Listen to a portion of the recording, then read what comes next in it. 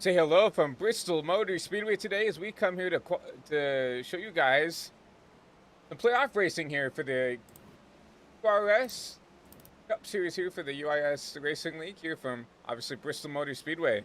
Hello, my name is Christian Legato alongside Matthew Prochaski once again in the booth for the second day in a row. And Matthew, playoff racing at Bristol. I mean, you know it's going to be chaotic, but I mean, there's nothing like it. It's just like bread and butter. You got to have it.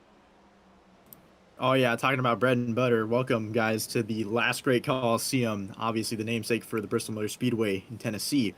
And obviously, yeah, glad to be back here in the booth for the HVTV network. And yeah, really looking forward to seeing some night racing once again from the Bristol Motor Speedway. Just a staple of the NASCAR calendar. Obviously, been coming here for years, undergone a configuration, and so gonna be really interesting to add to part of that history in the iRacing sim here tonight. Last Monday we came here for the UB and Prospect Truck Series because they, counted down to their season finale at Homestead as they saw, 8 drivers come down the floor, and we're doing the same tonight as 8 drivers will come down the floor. Obviously, Logan Brink winning last week locks himself into the playoffs as he, won at Kansas by a weird pitch strategy. Regardless, he still locks his way into the final four. But still, 8 drivers trying to make their way in here.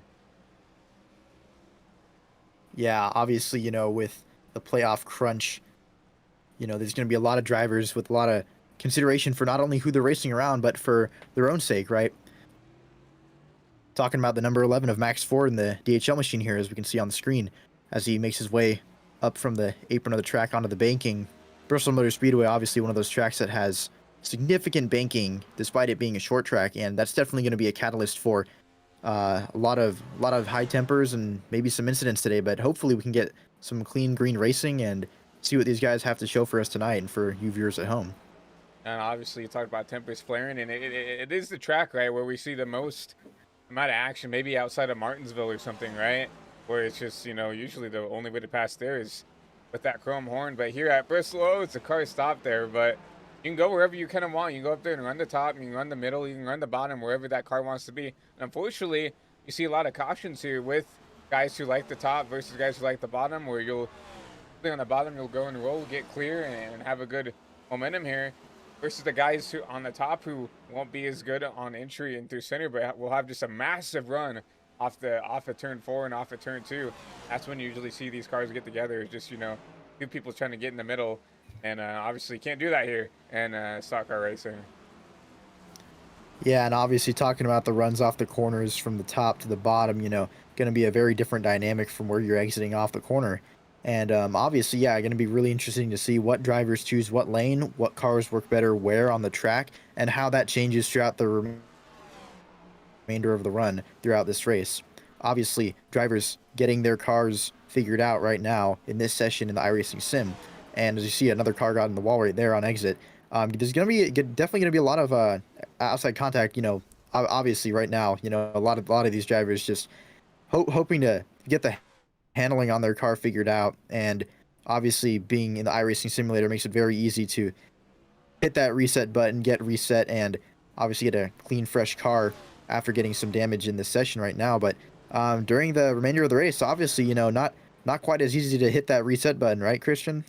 Yeah, exactly. I mean, you want to do everything to keep the car on the track. Obviously, you don't want to wreck out here, but obviously, as we said before, calamity happens at Bristol.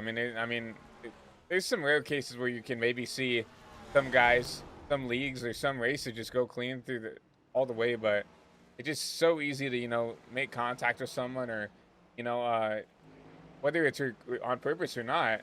It's just so easy to get up and onto someone and make contact, and unfortunately wreck your car and most likely the other car, right? But um, it's just the way Bristol is, and these drivers have to go into this race, especially these playoff drivers, knowing that, right? That calamity could be around any corner, and something I want to notice is they're on board here. Look how blind it is in the corners here for these drivers. If a caution comes out, especially if it's out of the corner here, it's super hard for these drivers to know where to go. As you're gonna see, some more calamity here during practice. Yeah, and obviously that was on the front hood slash roof cam of that vehicle, and Definitely a different viewpoint and perspective inside of the cockpit, obviously offset from center not only, but also you're gonna have your A pillar right next to your steering wheel, and obviously, as so many things are happening across the track, and you got, maybe someone in your ear talking about the people around you, or crew chief for your pit strategy and whatnot. You're gonna have a lot of things that are going through your mind at once, and not seeing someone wreck up ahead, that's definitely going to be something to consider, because visibility is at a minimum here throughout the corner, as we just saw on that onboard. Obviously, with just a little over 3 minutes left in practice, go ahead and take a look at, let's talk about drivers race for a championship for season 6 of the UIS Cup Series. Obviously, we talked about Logan Brink locking his way into the championship with the win last week at Kansas, so he's in. Alexander Ortega back there in P4. It looks like they had the spreadsheet a little bit mixed up here. Tyler Helms P2 in points, followed by Aaron Codnott, then followed by Alexander Ortega, Brenton Wilkin, Max Ford, Nicholas Martinez Jr., Nicholas Rode, the top 8 here. Now, I'm not sure how this plans out here. I know, like, for the trucks at least, this is the final race in a round of 8. So right now it looks like, at least the way they have the point spread out spreadsheet for the Cup Series, it looks like we're still in the round of 12 or 14, trying to cut down to 8. But it's going to be interesting. Maybe if people in chat can inform us of what's going on points wise. Obviously, we're just here doing this for 3 weeks. We really don't have the best idea of what points look like right now. But Yeah, obviously on our end, we've got the lineup of the drivers and their current point standings and relative to the cutoff and whatnot. But yeah, obviously any insight appreciated from the live chat, and obviously throughout the race, feel free to give us your thoughts on what's happening throughout the race. We'll try to get to those comments and or questions, and um, yeah, hopefully we can get some good engagement from y'all. And yeah, definitely looking forward to seeing what information we can gather about the playoffs here. But yeah, obviously, really exciting going down from 8 drivers. But yeah, the cutoff is always something to consider here, and obviously that's working off of the now defunct NASCAR playoffs, which are now currently using the chase in the top 3 series for NASCAR. But definitely the playoffs gonna be really exciting, and yeah, the playoffs seem to breed a lot of excitement, especially during those cutoff races. no, exactly. And regardless if you race for a championship, we were told early before we went live by actually one of the drivers here racing tonight, Jacob Quill, who's actually top of the boards here. That there's a lot of non-playoff guys who are showing up tonight. That's something you have to think about as a playoff driver. You got a lot of folks showing up tonight. Maybe just had their Saturday free and wanting to come up and show up here at the UIS Cup Series that aren't racing for a championship, and that's something you really have to look into if you are trying to race for a championship. Yeah, and I mean, obviously the consideration of people that are running their own race, and rightfully so, they have a right to their position, and they're definitely not going to move over just because you have something more to race for than they do. And for a lot of guys, coming out on the weekend and getting behind the wheel of the sim and taking their car out on track, this is what they do.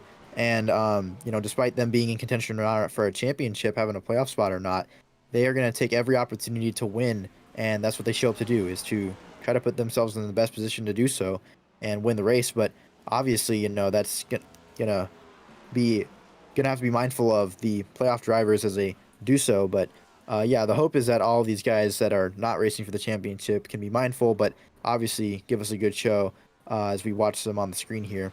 And yeah, I mean, Christian, talk a little bit about what we can expect today from behind the wheel, how physically tasking, how much of a physical toll this track can take on you as someone who's raced in iRacing before and been behind the wheel of races at Bristol in your experience. I mean, it's definitely taxing. I feel like some people amp it up a little bit more than I feel like I feel, right? But obviously everybody's different. I feel like we can be physically dwelling, but like as long as you can get in a rhythm, and hopefully these guys can keep it green here, just a rhythm, and you just kind of get locked into this, constant go down for the corner, make the corner, and it just becomes a rhythm, and it doesn't really matter. how taxing it is, right? Unless you're very, very exhausted, I feel like it's really easy to get in a rhythm here when it comes to um making sure everything looks good and running the laps you need to. As we start to look at some drivers who are starting their qualifying lap here, and again, Myers out on track here to start his first lap.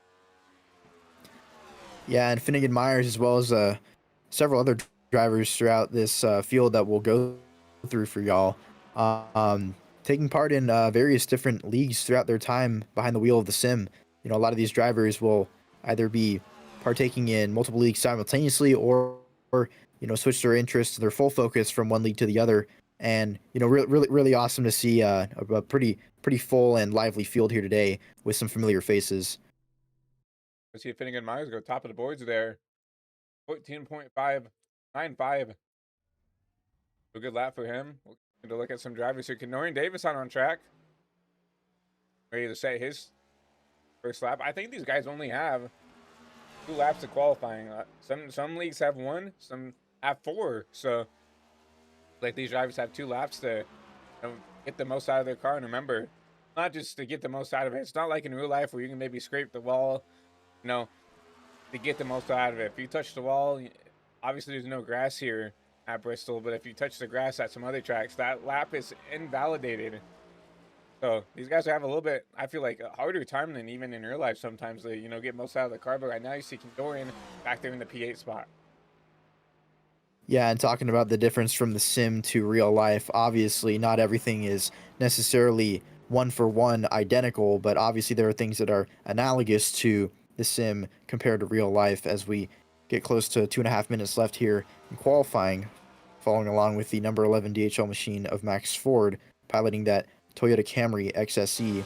And obviously, you know, as we ride on board here, you can see just tapping that brake, getting easy into the corner, got a lot of off throttle time as well, and then you know power down obviously onto the straightaway, a little bit of a brake tap, getting into the corner, off throttle time back onto the throttle. And you know it's a cycle, kind of like you were mentioning earlier, Christian. You know, you find your rhythm and you find your braking points, you find your throttling points. And obviously, you know, for these push laps, this is going to be the fastest that these guys are going to be driving, um, right now at least, that we can see foreseeably. But obviously, you know, these guys are going to have to think about things like tire wear and eventually maybe some green flag stops. Max Ford goes second there. Jacob Quill goes top of the board.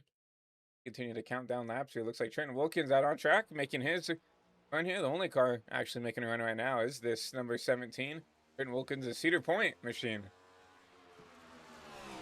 Yeah, really cool paint scheme here for Trent Wilkin.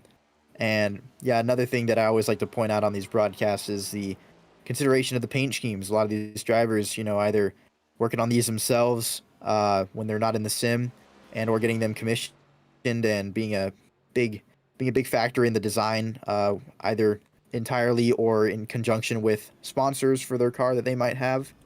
And obviously, we see Trent Wilkin going third on the board. That by him at 14.92. Else on track right now. Tyler Helms making his laps. You have to look at the Yeah, 7 that Tyler potentially Helms. drive through the field here. I mean, if he doesn't get a good lap, but we know Tyler's going to be quick. Oh yeah, definitely.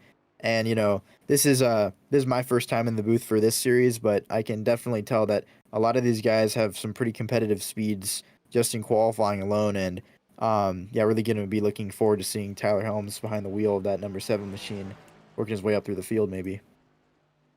Riley Ibanez back here in this Rockstar Energy machine as qualifying ticks down here. I think she should have enough time to at least get 1 lap in. An outside wall. That's going to really hurt both laps here. See if he can get around here to finish this. I don't think he's going to have enough time to finish the second lap, though. Like he might be starting from the tail end of the longest line here for 94 machine.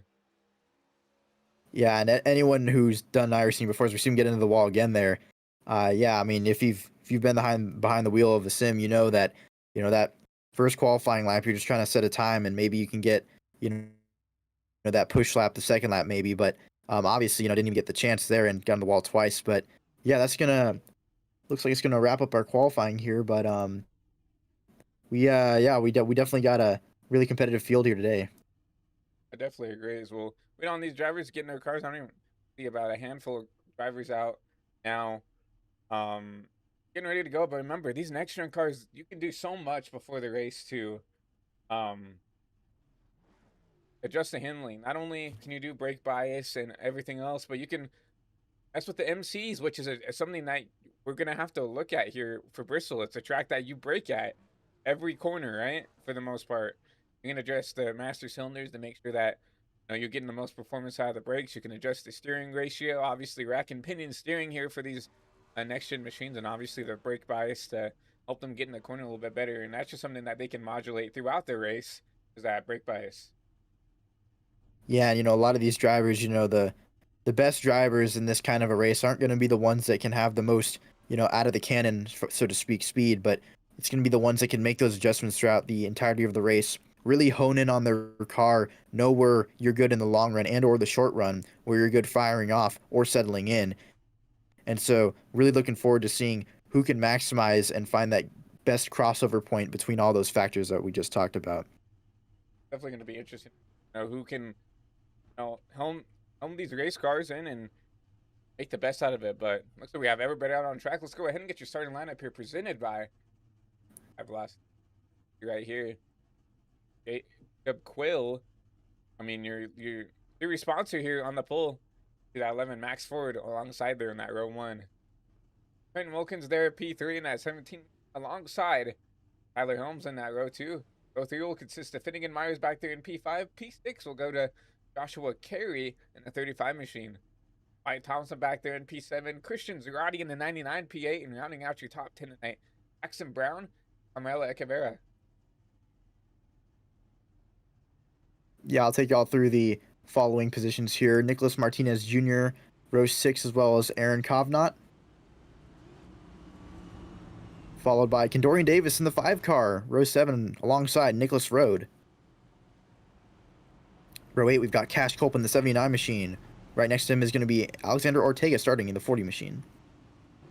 Travis Prather, 33 car. Right next to him, Chase Crawl in the 08 car. Row 10, we're going to have Jason Hall in the 41 machine, as well as Chase George in the 166 car. And finally, Riley Ibanez in row 11 is going to round out our field here at the Bristol Motor Speedway.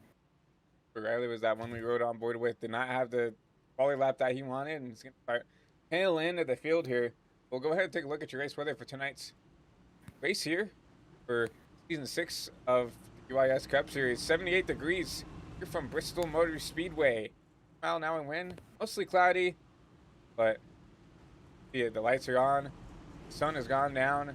Great night for racing here at the Thunderdome. Oh yeah, and the nighttime is when these cars come alive and when the track comes alive, and we're hopefully not gonna see too much handling issues with a hot and slick track since the sun is down and things have cooled down a little bit. But yeah, this is gonna be really awesome to see these guys get green here.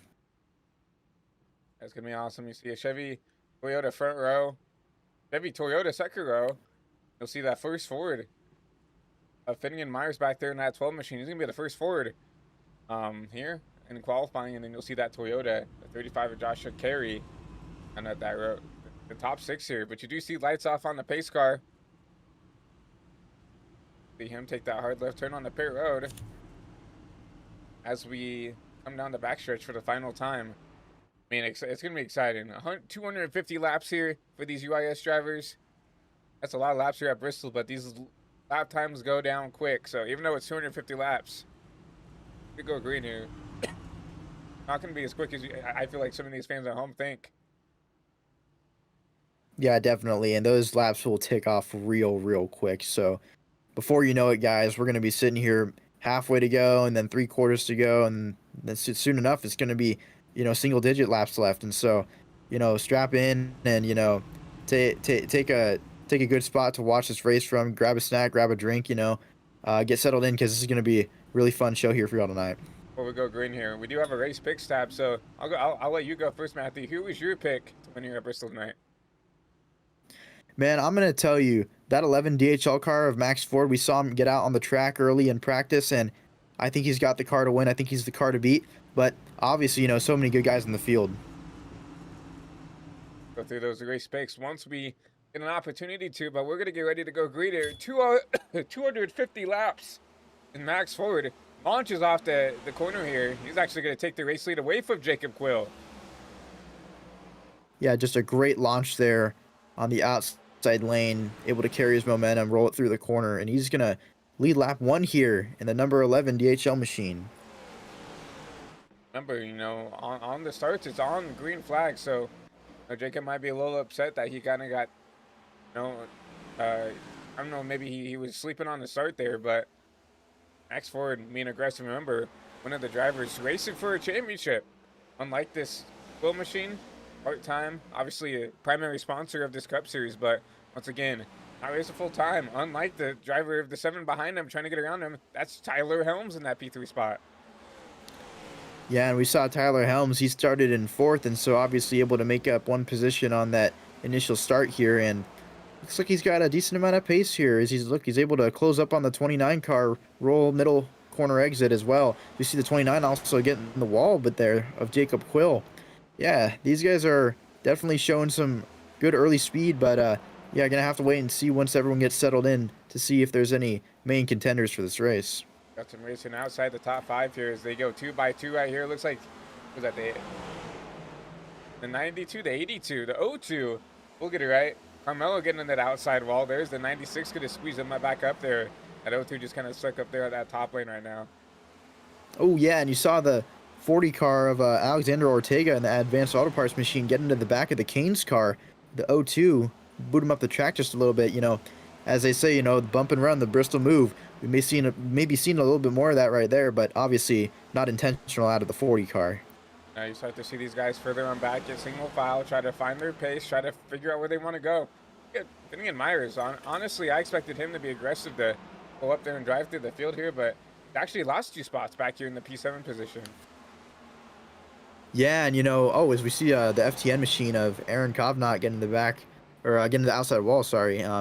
Yeah, Finnegan Myers, hopefully he's not battling any severe handling issues. Maybe he's just, finding his pace, getting settled in, deciding, hey, maybe I'm just going to ride it out here. If I get past, I get past, but if I make up some spots, then I'll take it. But obviously, the mindset here is just with 10 laps complete, just find where your car is strong, make sure you get settled in, and see who you work well around. And, obviously he's able to close up right there. On the back end, he's going to dive to the inside just a little bit, work on that car on the outside of the 99 machine. That's Girardi, who's made up 2 spots since the start of this race. Starting to back up to this 12 car. Starting to back up to not only the 12, but the cars behind, trying to chase the rest of the field down.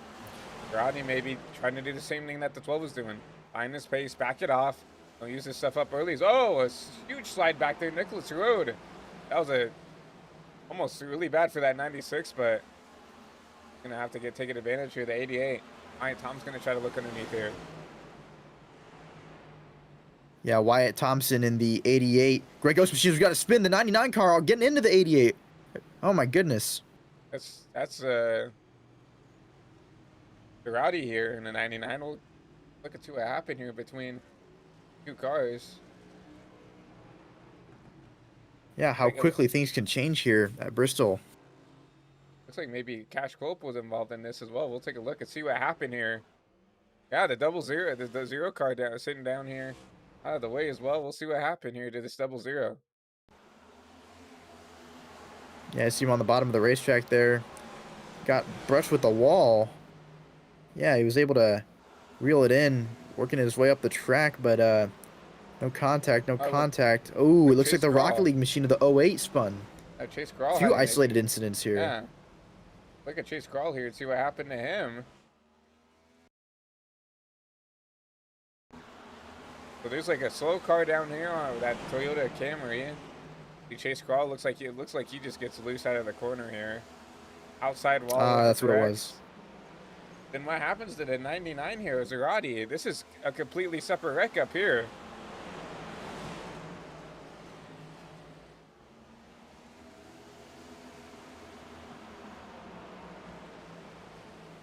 Yeah, no indication so far of a problem, but corner exit, clear here, no contact, making his way through the corner, minding his own. And yeah, I mean, I'm really not sure where the problem may have Yeah, come from. this might have been an incident early on, maybe a couple laps before prior. Timing and scoring is showing it. We'll try to speed this up and see if we can find what happened in this 99. Yeah, such a bizarre incident here, but obviously Christian Zerati not going to be happy with that contact that the 88 made with him. Looked like the 88 had some left front damage. That's going to be Wyatt Thompson in the Grey Ghost National Guard machine. But yeah, what an odd issue it was for those two drivers there. Yeah, just two separate incidents. I think our sessions events tab for people at home is kind of what tells us what's going on, who's doing good, who's doing bad, and notice that cash culpa direct. But I think those were two separate incidents that had no coincide. It looks like the 08 of Base Crawl saved it. Obviously, Cash Culpa and he spun off the track, so I don't think those were cautions. I think that 99 was a separate issue on its own. Unfortunately, we couldn't amigate to the wreck in time because now you see it 2x2. Pace car comes back off. That's gonna be that 11 and that 29. Except rules reversed. 11 on the bottom this time. Yeah, and luckily the 88 and the 99 were able to stay on the lead lap, at least for now, at the tail end of the field. The 29 getting a huge run on the top lane. And yeah, just like you were talking about in the previous, Christian, you know, that lane choice is huge as we see the 29 get a huge run off the corner. See if this 29 can clear out of corner exit. Looks like he will. No, not quite. Max Ford still trying to hang tough there on that bottom.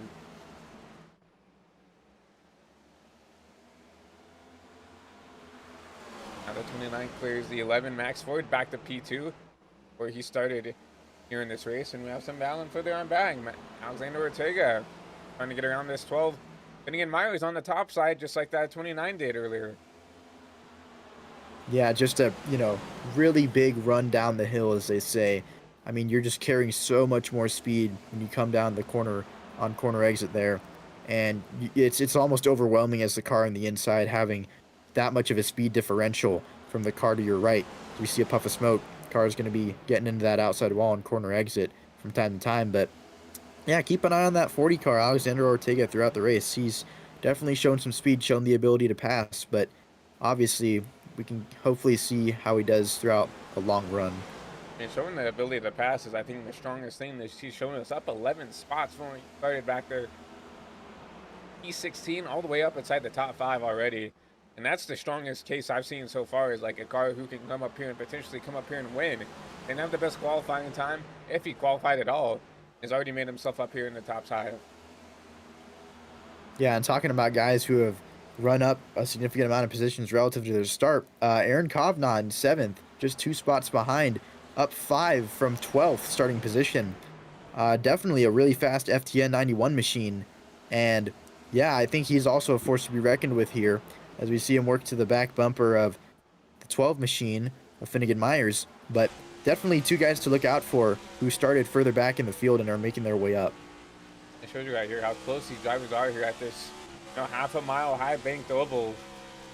I mean, gotta be patient when you're making these passes, right? I mean, you're feet inches away. Oh, a little slide out of the 91s. We were on board with them, but and just like that, gotta be patient. Gotta be not only with the drivers around you, but your car itself. You saw the little slide. Look at that. He lost about a car length and a half there just from that little slide. Yeah, and that's just how quickly that margin can increase from the person in front of you, because as soon as you lay that rubber down on the track, that's just more grip that you're just throwing out the window. And so for the 91 machine, getting loose off of the corner there, definitely not optimal for long run speed, but he gathered it back up, and we'll see if maybe he can work his way back up to Finnegan Myers. Yeah, when you slide the tires like that, I think the best advice to back it down a little bit. Because the more you slide and the more you push, right, just the more you're going to slide, right? Slide that one time, I would say take 5 or 5-ish laps. It isn't that long here at Bristol, but get those tires cooled down and get them back up, you know, get the temp back in them, and then maybe try to the car a little bit harder. If you just continue to push and slide and push and slide, that's how you lose time. Yeah, definitely, and that's not something you want to do. Not only just at this track in general, but this early on in the race. You want to be able to give yourself a chance. As we see the 35 machine of Joshua Carey, the treetop apple juice, working to the outside of the 91 car. That's the 35, the green and white machine on the top. Also going to be side by side with Finnegan Myers on corner exit. Definitely a strong run to the top lane there. And once again, we see that lane prevailing as he's looking like he's going to clear Finnegan Myers. Not quite on exit. And I think this is just, you could definitely tell, I think right now that Finnegan, maybe even Aaron back here, same in tires, because you just saw that 35 jump up to the top, make two passes on two very talented drivers very easily. I have a feeling that maybe um, this 35 trying to, get some track versus shooter up to that top lane, pass those two, maybe try to back it down here again. Yeah, I'm definitely noticing that, Christian. That's really insightful as we go back to the lead here. The 29 of Jacob Quill just showing his dominance. Obviously, he was second to Max Ford in that previous run before the caution came out. And so, maybe he was thinking to himself, what do I got to do different on that restart? And he was able to clear and get around Max Ford after about 2 corners. And so you can see that separation there just barely in the back throughout the corner. You can see Max Ford in that yellow DHL Toyota. But obviously a strong showing for Jacob Quill early on in the race here.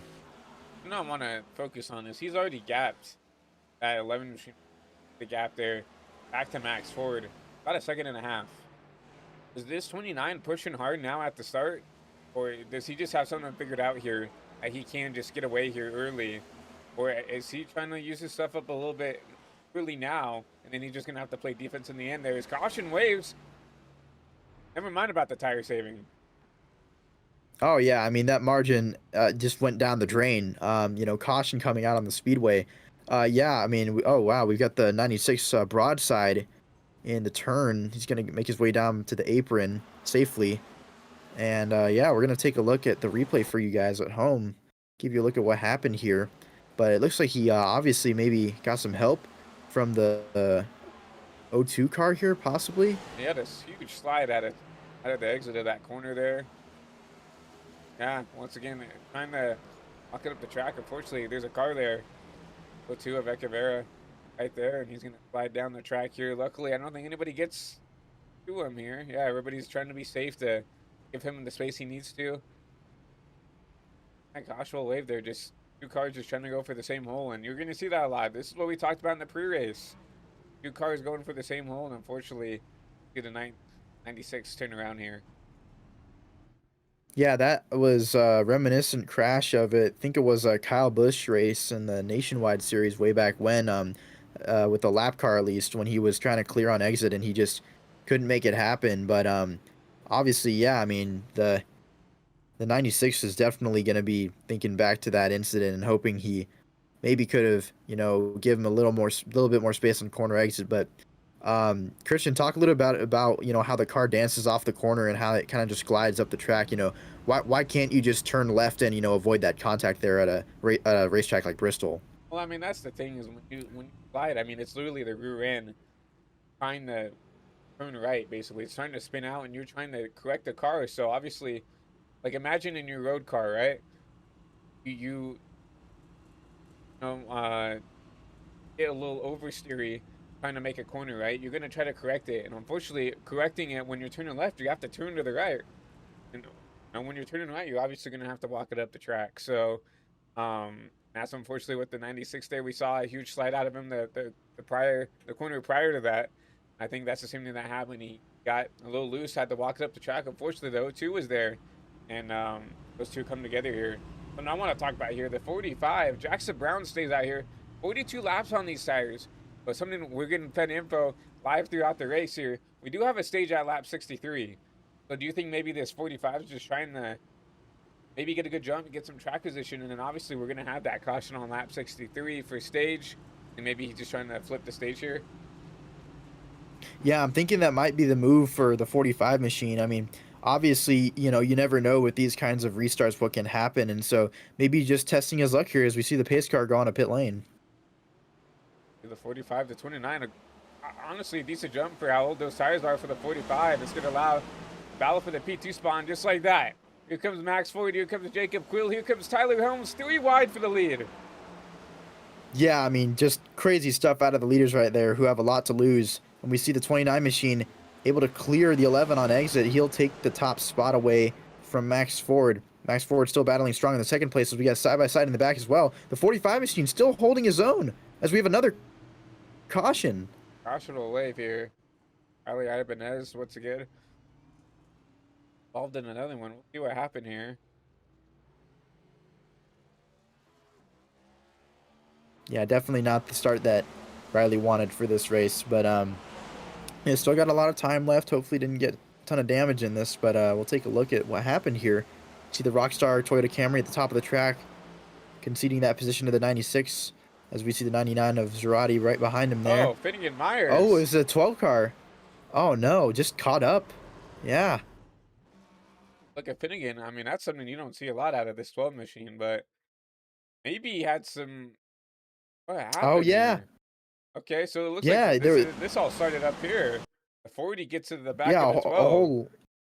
a whole Or lap before. yeah, maybe net, Oh yeah, just a huge overcorrection. yeah, I don't know if that was net code or maybe he just lost it out of the corner here, but definitely some damage to this 12 machine. Trying to give room, trying to get this thing back under center, and then he just loses it out of the corner here.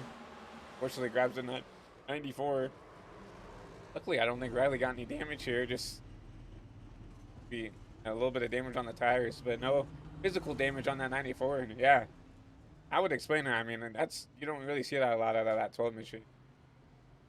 Yeah, I mean, it looked like Finnegan Myers was so close to knocking a, maybe a toe link loose in that 94 machine. But yeah, just a crazy incident that, started a whole lap before the actual contact with the 12 and the 94. But, Finnegan Myers, another driver who just really hasn't had that, that clean start to the race that, all drivers want, especially at a track like Bristol. But another thing, cautions are going to breed cautions, right? When we bunch these cars up, everybody is going to be close together. And if you're not used to someone running side by side for a few laps with you, then you may make a mistake or you may be put in a adverse position that you're not used to. And that may lead to a mistake-prone environment. And so obviously these drivers are going to have to be mindful of that moving forward as we get ready for another restart here. But as you can see, the 29 car of Jacob Quill still leading the field as they get ready to restart.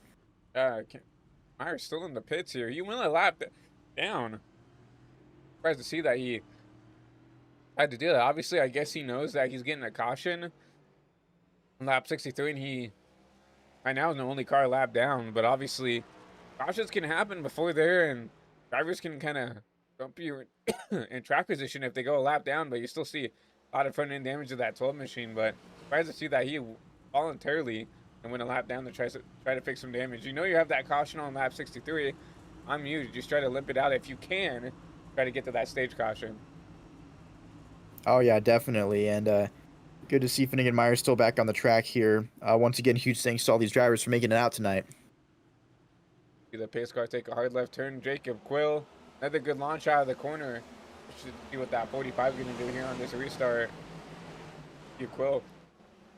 It looks like Tyler Helms will clear. The 17 at Trent Wilkins is going to try to take advantage of this 45 with these older tires. Yeah, the 45 just trying to hold his own as best as he can. Oh, we saw the 17 car loose on the bottom of the racetrack. Talking about maintaining your grip on the bottom, you're going to be turning more. It's a shorter radius than the outside lane. And so obviously, trying to see if he can work his way past his 45, but he's holding his own on the outside as we see the 7 getting the outside wall, running third there. Oh, the 7 going around. Oh, spin. Tyler Helms. No. Way off driver. Oh, no. Oh, we still wrecked. No, not the 88. Wyatt D. Thompson involved in another wreck, and he was actually so close to the top 10. I think he was in the top 10 after that early incident in the race. He worked his way back up. You just hate to see it for him, man. Go back and see what happened to the 7 machine here. We'll try to find maybe a different point of view for you guys at home.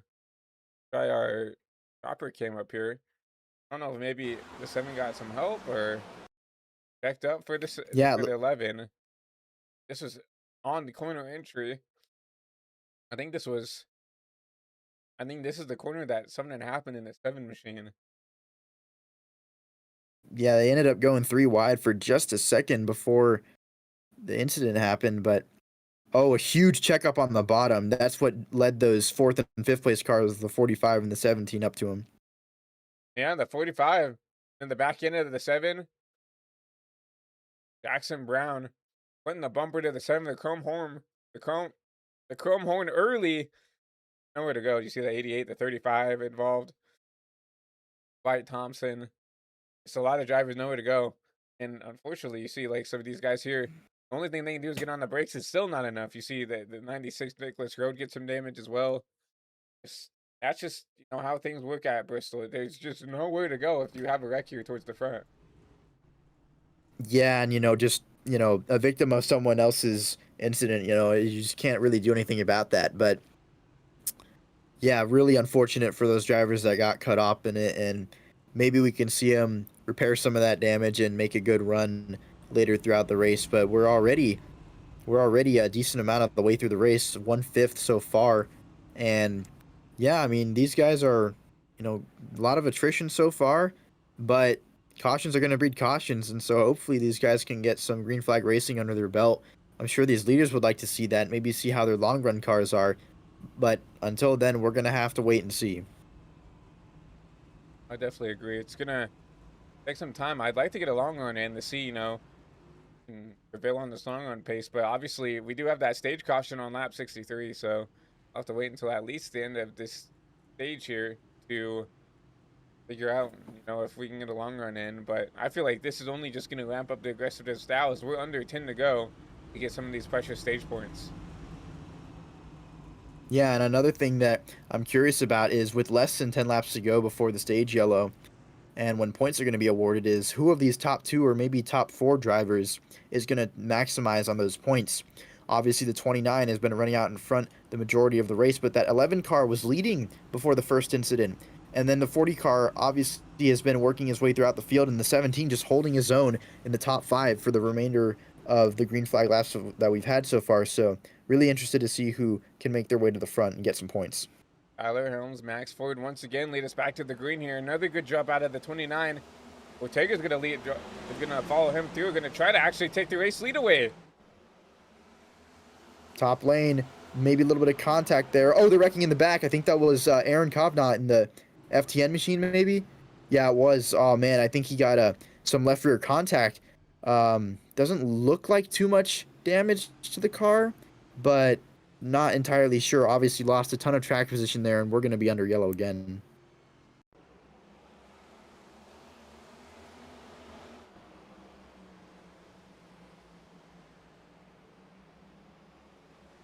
Aaron just lost it out of turn 2 there. Fortunate. Ooh, I think everybody got through with minimal damage there. I think maybe Nicholas Martinez maybe had a little bit. That 48 machine will go back and right on board with this 48 who got all unfolded right under his lap here. Yeah, obviously come into the restart zone as soon as the pace car comes off here. This is the replay. And riding on board with the 48 car, that's going to be Nicholas Martinez Jr. And just getting up to speed. Green flag is out. Right here you see the 48 working to the bottom of the track, and that 91 car who was involved in that incident on the top lane. And yeah, just loose on exit, and yeah, there was some damage there on the right front. For both cars involved, and especially for that 48. I mean, he's raced for a championship. We got an updated points graphic here, so actually look to bring Alexander Ortega both lock themselves into the round of 4. So it's going to be Tyler Helms, Nicholas Martinez, Max Ford, and Trenton Wilkins basically battling out. And and honestly, I think it's going to be between Nicholas Martinez and Max Ford for that last spot, looking at it. Yeah, I think so. And as we run under caution here, we see the 40 car was able to capitalize on that short run. Obviously not even 2 laps into that restart, but able to make his way to the front in front of the 29 of Jacob Quill. And so he's looking to maybe grab some points here in front of the 29 and followed by the 11 and the 17, as well as the 99 who was actually involved in an incident earlier in the race with the 88. And so some good runs from some people who have already faced some adversity throughout, but you see the 40 car is going to go to the top of the track, and that's where he was able to make that move on the 29 on the outside. So maybe he can prevail once again here. Doing some quick math right now. That 11 is in third. That 48 and back in P6. So if they sit like this at the stage, that will put the gap at 0. So these two will be tied in points here the rest of the race. If 11 can stay 3 points ahead of this 48, it's going to be definitely a really close battle here for this last transfer spot to get into the championship next week at Homestead. Yeah, we see the pace car coming off the track here. Cars bunched up, coming into the restart zone. Green flag is out. And a huge run on the outside. The 29 did not get a good jump. That's going to put the 17 car in second place. And the 40 car leading the pack at the front of the field. Alexander Ortega. But the 17 is closing up on him. So we got some side-by-side racing in the back here. Everyone's going to clear just fine. Oh, the 17 lose. Oh, we got a wreck. The 17 and the 29. Jacob Quill out. That will be a caution. That will end your stage. Max Ford P2, but Nicholas Martinez P3. So with that all said and done, that'll put the gap most likely, unless the playoff points are stacked differently. If it's just like 10, 9, 8, right? That will put now a 2 gap cushion to the 48. So he loses the point to the 11 here with this stage caution coming out. Yeah, definitely. And just unbelievable developments here at the Bristol Motor Speedway. Things can change so quickly for you. And we saw the 17 get involved with an incident there. I'm not exactly sure what happened, who initiated first contact, but it looked like the 29 was caught up there on the inside lane as we see these machines making their way onto pit road as they take that stage green and white checkered flag and look forward to stage 2. But yeah, that incident was certainly something else. We can see what happened to the 17. We got the 17, Trenton Wilkins. I know peak high on the 40. It's loose. Leaves it off the corner. Yeah. Unfortunately, nowhere to go for Jacob Quill. Those two will go around. I think Jacob gets the worst. That damage, unfortunately, such a quick car tonight he showed up with, and see a lot of left front damage.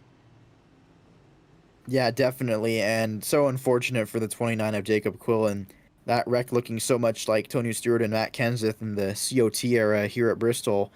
You know, obviously, I'm not sure if we're going to see any helmet throwing on Jacob Quill's end, being the victim of that incident, not really doing anything wrong there. But obviously, just got a feel for both of those drivers now, having some significant damage on the race cars. Not sure if they're going to be able to make their way back up through the field, but yeah, right now we've got the 91 machine out in front, actually.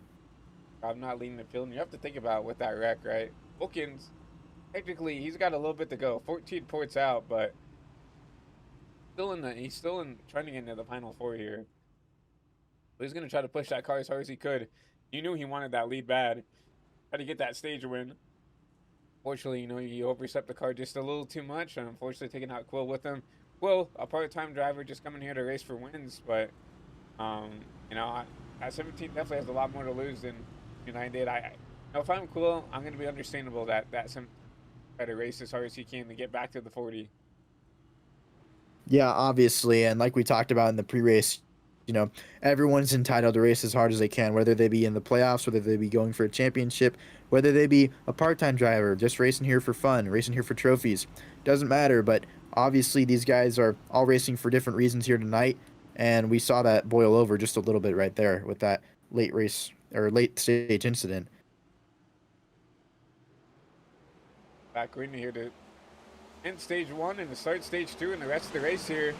Good jump by the 91, but the 40 gonna lose it on his own. He's loose. Big wreck into the wall. The O2 also cut up in it. Hopefully everyone gets around him. They will, but that might be significant damage for the 40 on the rear end. Not sure if that's going to be repairable, but yeah, you saw him trying to work to the outside of the 91 machine, just not able to make it stick. Here we'll look at a different camera here. See him just driving into the corner here, and unfortunately the car just didn't want to stick. He tried to get to that right rear quarter panel, and Uh, I mean, yeah, if anything, the damage came from that contact from the O2, but definitely could have been worse. Good job by all the other drivers to back it off, get around him, and not really make his damage any worse, and definitely not, damage their own cars. But definitely just a silly mistake out of the 40, and it seems like that's what's happening with a lot of these drivers, especially on these cold Goodyear Eagles. They go in there driving in the corner, and just unfortunately, it's just not wanting to stick. Yeah, talking about cold tires, as someone who's been behind the wheel of the sim, Christian, talk to us a little bit about what the cold tire difference is like and why drivers complain so much about the grip levels in the sim, at least, because it seems like cold tires are a huge factor on any restarts following a pit stop. But is it really as bad as some people claim it is? I mean, I guess it depends, right? There's so many things to look at. Like obviously we're here at night at Bristol. The track is probably pretty cold here. We could actually take a look here at the weather. 82-degree track temp. So I mean, it's a lot better than it was when we started off the show here, where it was in the 60s. But um, yeah, I mean, just cold tires. I mean, they're you have to wait a couple laps for the tires to get the temp in them, just like they are in real life. Obviously, I feel like a little bit more dramatized here in the sim. That's why you're seeing a lot of people have issues here on the restarts. But yeah, especially here on the sim, you just have to wait a couple laps. You can't go full bore, especially at like these newer, short tracks, right? Not only are the tires cold, but remember we have that update where there's more horsepower in these new next gens with the 750 horsepower. No rear diffuser on these track packages. It really does put the handling into the driver's matter now instead of the aero and everything else. Yeah, definitely. Some really good insight there from Christian. And yeah, these guys are getting ready for the restart here, lining up two by two as they go down the back straightaway. Pace car will peel off on the pit road, and we will hopefully get some green flag racing going into stage two here, as we got lineup as Aaron Kovnat, Max Ford, Christian Zarati, and Travis Prather. I'm not Ford top side here. They'll lead us back to green here. The 91 and the 11 back to green. Even jump off the starting line. The 11 is going to clear the 91. And we've seen it time and time again. This top lane on the restarts, if they can keep the car going straight, is superior in every way. See this 11 start to pull away. We do have word from now, Chase George, our league owner, that it is a 2-point race for Max Ford and Nicholas Martinez back here in P10. Remember, these guys, Nicholas came down in pit, right? Obviously, he had some damage. He probably took some tires here. Max is up here leading. He has the track position versus that number 48. Now that has to try to drive through the field as a caution waves once again. Yeah, so much points consideration. Oh no, the 35. You saw him actually get a little bit loose as we were on board with the, or not on board, but following with the 48 machine. The 35 was, I think, bottom three or bottom on exit and put down some rubber. Yeah, you can see it right there. And then getting put bottom three with the O2 and the 7 car. Not quite sure what would have happened, but obviously some lowered grip. Yeah. Unfortunate, the 35 just walking it up the track. Gets to the other side of the O2. See, I'm not sure if the 48 got a piece of this or not. It's close. Yeah, that was right in front of him. Oh, he did. He got a piece of it, but I don't think he has any damage on that number 48 machine. You see that right front damage that he had before, but I'm looking more at this left side, which is where the contact was made. I don't really see anything else, so lucky break for Nicholas right here in this 48 machine. Live the race another day. So right now it looks like currently in P9, but see if guys will come down who doesn't. So looks like Jacob Quill down pit road, Trenton Wilkins, Joshua Carey, Jackson Brown also down pit side as well. Yeah, a lot of people just making sure that they're getting the tires or the pit service for repairs that they may need to make it further in this race than their competitors. And lots to consider with that 48 car, because it seems like he's been involved in quite a number of incidents throughout the night, but definitely doing everything he can to make sure that he's just staying relevant, staying in contention with the playoff consideration. But this Finnegan Myers in the 12 machine, obviously some significant front end damage, but still keeping it on the racetrack. It's And yeah, something I talked about earlier. Finnegan Myers now on the same lap as the O2. So Finnegan has to race this O2 for the lead, for that lucky dog. That's why I was like really concerned about him willingly going a lap down here. But we'll see. We know he's a fast race car driver, but so is Carmelo. And I honestly, it looks like this car looks like he's got less damage than the 12 does. So I feel like if anything, this car's going to drive a little bit better than Finnegan's is. Maybe Finnegan might have an edge on him on talent. Looks like Carmelo might have an edge on him on car. yeah, I think so, Christian. You hit it right on the head. And I think for the O2 machine, the Kane's car, he happened to be in a number of instances as well. So we see Quill get into the outside wall, coming up to speed here. The O2 car, yeah, it was just involved in quite a few incidents throughout the whole night so far. So hopefully he can keep it clean if he does in fact have the cleaner race car as we get ready to go green here, getting bunched up. Max Ford, not once again. Look at Travis Prather up there, looking in line there, up 14 spots from where he started. He's gonna try to get this jump with this 11, as he will. Yeah, talking about Prather, wow, just shot out of a cannon. And, you know, he's kind of kept his head down and just kept it clean so far throughout the race, to my knowledge. And he's really shown that he's a force to be reckoned with when all these other incidents are happening. He can make his way up to the front. And now Prather doing a good job holding on to this P2 spot, but he does have a hungry Tyler Helms behind. Helms is a little bit better in points, but technically still not locked in yet. If he has a bad race, I mean, someone could definitely jump the gun on him and take advantage, but Tyler probably rather be up front than, have to race someone. And you see him get around that 33 for the P2 position. Going to try to run down that 11 machine. We'll see some racing further on back here. I'm not. Everybody kind of single file here. I'm more looking at this 48. We have to continue to look at him because he has to go up there and try to pass that 11 if he's in the lead. He's 2 points back. No, that's not true at all. So the 11 needs to be 2 places ahead of this 48, but still this 48 has a lot of work to do to get up there, at least to a top 3. Yeah, definitely. And as we take a look at this running order so far, we've got a lot of guys who have been involved in incidents throughout the night, but some cars have kept it clean, one of which being Max Ford in the first place position, maintaining just a bit over let's take a look here, just a bit over 4/10 of a second, it looks like. So not significant, obviously, since we just got back green, but going to be interesting to see if Ford can pull away as we ride on board with Nicholas Martinez in the 48 car. Yeah, and yeah, definitely interesting stuff. And we're just showing you, like, obviously we know Martinez is a fast driver, but look how many cars he has to get around, right? I mean, he needs to get around that 91, and looks like the 91 kind of slowing everybody else behind, but still, you can tell that if he wants to, I mean, if he wants to, he could maybe go up there, try to on the top, but you could tell that, I don't know, maybe it's that damage on the right side. Probably just looks a little plowy right now. Yeah, I think so. He's not quite able to close up on that car right in front of him. And I'm not really sure if that's because of the damage or he's just slow on pace, but that's going to be really concerning moving forward if he's going to be fighting for position here. Obviously not even halfway done in the race. I mean, there's still a lot he could do. Try to get himself up to the front. Maybe that's a bold pit strategy, whether that's a call to stay out after winning these cautions while everybody else pits. That you just try to get the track position. Remember, this 48 technically does have the advantage of being 2 points ahead, but 2 points ahead of the race leader, right? He's starting to pull away from the rest of the field.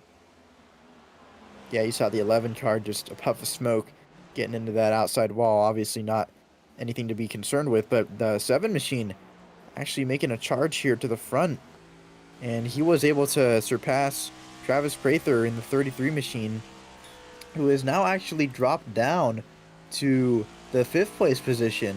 So definitely very interesting seeing the change in top 5 running order, but the 7 car actually looks like he might be better through the corner. Christian, what do you think? Yeah, I mean, it looks like he just got a little bit more speed than this 11 right now.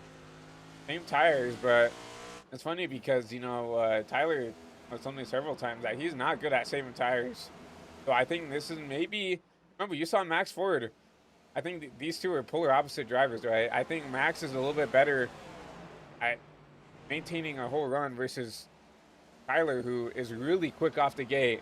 and then just really bad on the tires if we get a long run here. We saw this last, what was it, during Prestige on Thursdays, right? Um, Tyler drove up through the field here, back up inside the top two at Phoenix, and then once we got more than 20, 25 laps, you started to see him fall off here. So maybe this Tyler's just pushing a little bit harder than this 11 is right now. Yeah, that's a really good point, Christian. And knowing that information about the driver behind the wheel, obviously that's going to be really important for how we see him continue to work throughout the remainder of the race. Because if you're not able to maintain those tires right now, then that means that you're probably not going to be able to maintain them at any other point throughout the race. So the track position consideration is that if he's not able to be in the lead and save tires, then he's probably not going to be able to be trailing the leader and also save tires. And we've already started to see it now as his lap time start to fade compared to Ford. 15.57 for Ford versus now a 16.0 for the 7 of the Helms. Yeah, and right now this top 5 running order mostly stagnant. No big changes recently, but the running order being Max Ford, Tyler Holmes, Aaron Kovnat, Alexander Ortega, and Travis Prather in the 33 car, rounding out that top 5. And these guys now, I think, are finding their rhythm, finding where they are comfortable in their car in a longer run. As we see Jacob Quill, he is a lap car. Actually, no, that my mistake. Jacob Quill is not a lap car. He is actually 6th, making a move on 5th place here, it looks like, of Prather. So just outside of that top 5 that we just ran through. And he's making a charge here after that incident earlier. And here comes Jacob Quill with the fresher tires. Remember, a lot of these guys have at least around, I would say, most of these guys have about 36, 37 lap old tires. Quill has 24, so he's got about, what, 12, 14 lap fresher tires, depending on if you want to count caution laps, right? So, I mean, we already know he's quick. I mean, when he had the lead, he was pulling away from the rest of the field here. Contact further behind, but Quill, knows hungry to get back up through the field. Yeah, and Quill would love nothing more than to make a comeback after that incident that was not of his own doing. Talking about the contact with him and Trenton Wilkin in the 17 car on corner exit and getting collected. He's just keeping his head down, made his way into the top 5. Obviously, had to use up a little more tire to get up there, but he's showing that he is very quick and very fast right here at this point in the race. I mean, we know he's going to be quick. Wrecking in the back. Caution will wave. Trying to figure out who. There's a 33 Prather. Oh, there we go. Off the bumper of the 17. And Prather, yeah, just in the top 5. He actually restarted second in the first row rather, and now he's finding himself coming out of a wreck. Actually, obviously he's able to keep the car moving.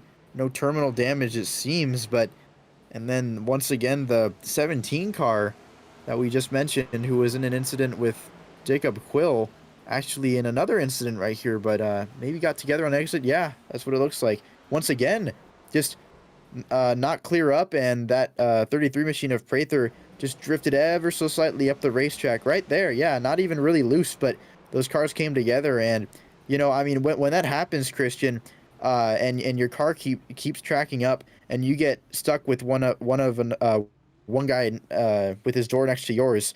I mean, do those cars really just get stuck together, and there's not much you can do behind the wheel?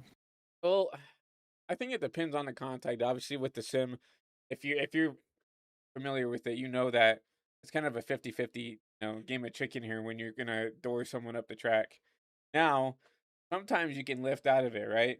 And kind of disengage the contact, but we just saw there with the 33. I don't even think he realized that he was making contact until it was too late and he was already getting turned up the track. So sometimes you do get kind of glued together, but here I feel like if the 33 would have just lifted and just realized, hey, I'm kind of plowing up the track here, I think that caution could have been avoided. But obviously, it's hard to tell here with how 50-50 that kind of contact is here in the simulator. Yeah, definitely, and great replay from the HVTV booth. Always glad to see those shots from all the cameras around the racetrack. And yeah, I think in Prather's case, he was dropping down from the front row, and you got to think that there's a little bit of frustration associated with that, just not being able to hold your positions, and so maybe just a little too aggressive. Wrong place, wrong time, obviously for the 17 car of Trent Wilkin, but that's how it goes here at the Last Great Coliseum. Talked about this Martinez needing to do something to get the track position back. Look at this. Looks like either 2 tires or fuel only for the 48. And now he's leading the race. He's got the Max Ford right behind him. He needs to stay. Really, as long as he's in front of this 11 machine, he's going to claim this last spot in the Final Four next week at Homestead. We talked about he needed to do something different to get this track position back. And look at that. Lead the race here going to green. Yeah, that's exactly what you want from the 48 car. And obviously he has some damage compared to the 11 car, who's mostly kept it clean throughout the race. And so I'm really not sure who's going to get a better launch here, but the pace car is going to pull on the pit road, and we're going to see him go green here. Top lane dominant once again. We'll see the 48 and the 40 Ortega clear, but Max Ford down to P3. Now look at that, Eric Kovnat trying to make this top lane work. Going to try to get around this 11 on the top. Side by side for the P3 position out of 4. Give it to the 91. Yeah, really tight racing here at Bristol Motor Speedway, and man, Max Ford is probably getting a little frustrated here. He was on the front row, and now he's in 4th place as he's running just on the inside of the 91 car FTN machine, and looks like he's not even going to be able to clear up yet. He's still battling there, and he may actually be... the 40 going around. Oh, huge wreck. Oh, man. That was a close one. Single car spin. 40 car running, yeah, caution will be out, but single car spin, I think he was running 2nd or 3rd from the last time we saw on the ticker, but yeah, I mean, once again, things can change extremely quickly here, and we saw the 40 car and a lot of other cars, get loose on their own, and so I think that's what happened once again here, but... See, running back there in that P2 position behind the 48. This is not the first time we've seen this out of Ortega this race. Gets loose out of the corner and then self spin up the track, no damage, but actual wave once again. Yeah, just unbelievable stuff here. We've seen a lot of guys get loose on their own, a lot of guys get together on corner exit, and the trend seems to repeat itself that cautions are going to breed cautions, and so when these guys have to essentially switch from their robotic mindset of just turning left, throttle on time, throttle off time, braking points, when you break that cycle, there's more room for error when you have restarts and when you have side-by-side racing. And so yeah, with these guys that are running up in the front, having to slow down like this, it gives you a little bit of time to regroup and readjust. But when you're behind the wheel during these cautions, Christian, what goes through your mind as a driver? I mean, and it depends on what you need, right? Like, if you're Finian Myers, if you're the O2 of Carmelo who just got the lucky dog, you're like, yes, like, keep wrecking. But mostly for these playoff guys, especially the 48, Max Ford, these guys up here, they're like, why are we wrecking, right? Why are we being this aggressive here? We're not even halfway done with the race. I feel like that's where I would be in this stance as well. Is like, a lot of these races, these spins are kind of self-inflicted, kind of lazy spins that these drivers had an hour of practice here tonight before we went green. Some things that should have been ironed out before we hit the green flag tonight. Yeah, certainly, and obviously some great insight from Christian.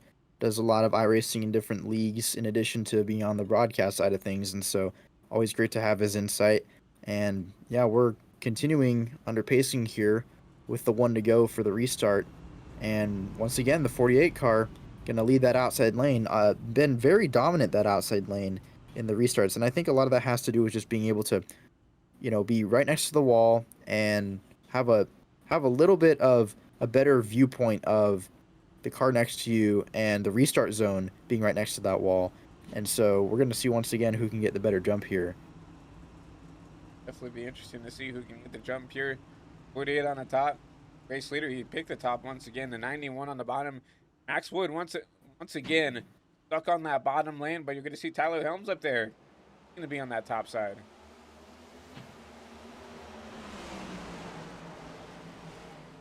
Ooh, Tyler Helms Up through loose. the gears. Oh, loose. Oh, man. Oh, big incident here. Gosh, we'll Multiple wait once cars in the wall. Yeah, you saw that one on corner exit of turn 2. Multi-car incident. 7. Yeah, just see it. We'll go back, try to see if we can find this wreck here. You see it snap here on the 7 machine here. You see it go down here in the corner. See it just, ooh. See it just like right there, snap. Nothing you can really do in this next gen. That happens, and around some guys are going to go to the 45 to 33 with some little micro spins. And yeah, I mean, I don't, I don't really know what you could do. Obviously, only the driver in that kind of case. Here it looks like maybe he overdrove the corner a little bit, but I mean, he was kind of side by side with Comnot, who didn't wreck, right? So it's really hard to call, but you still see that 7 go around there. They bring out the caution once again. Yeah, and these cautions, as long as they keep coming out and the laps keep ticking down, we're gonna continue to update you guys on the point standings for these drivers that are in consideration. Obviously, the 48 doing everything he can to stay in front of that 11 DHL machine running in third. And Max Ford, I bet he's just begging for a chance to get up in the front of the pack here and maybe fight this out with the 48. But caution after caution, all he can do is just wait for that opportunity. How the close in these positions, but do have the 8 here that we could talk to. In Casper, talk to him before we go greeny. Hey. Oh.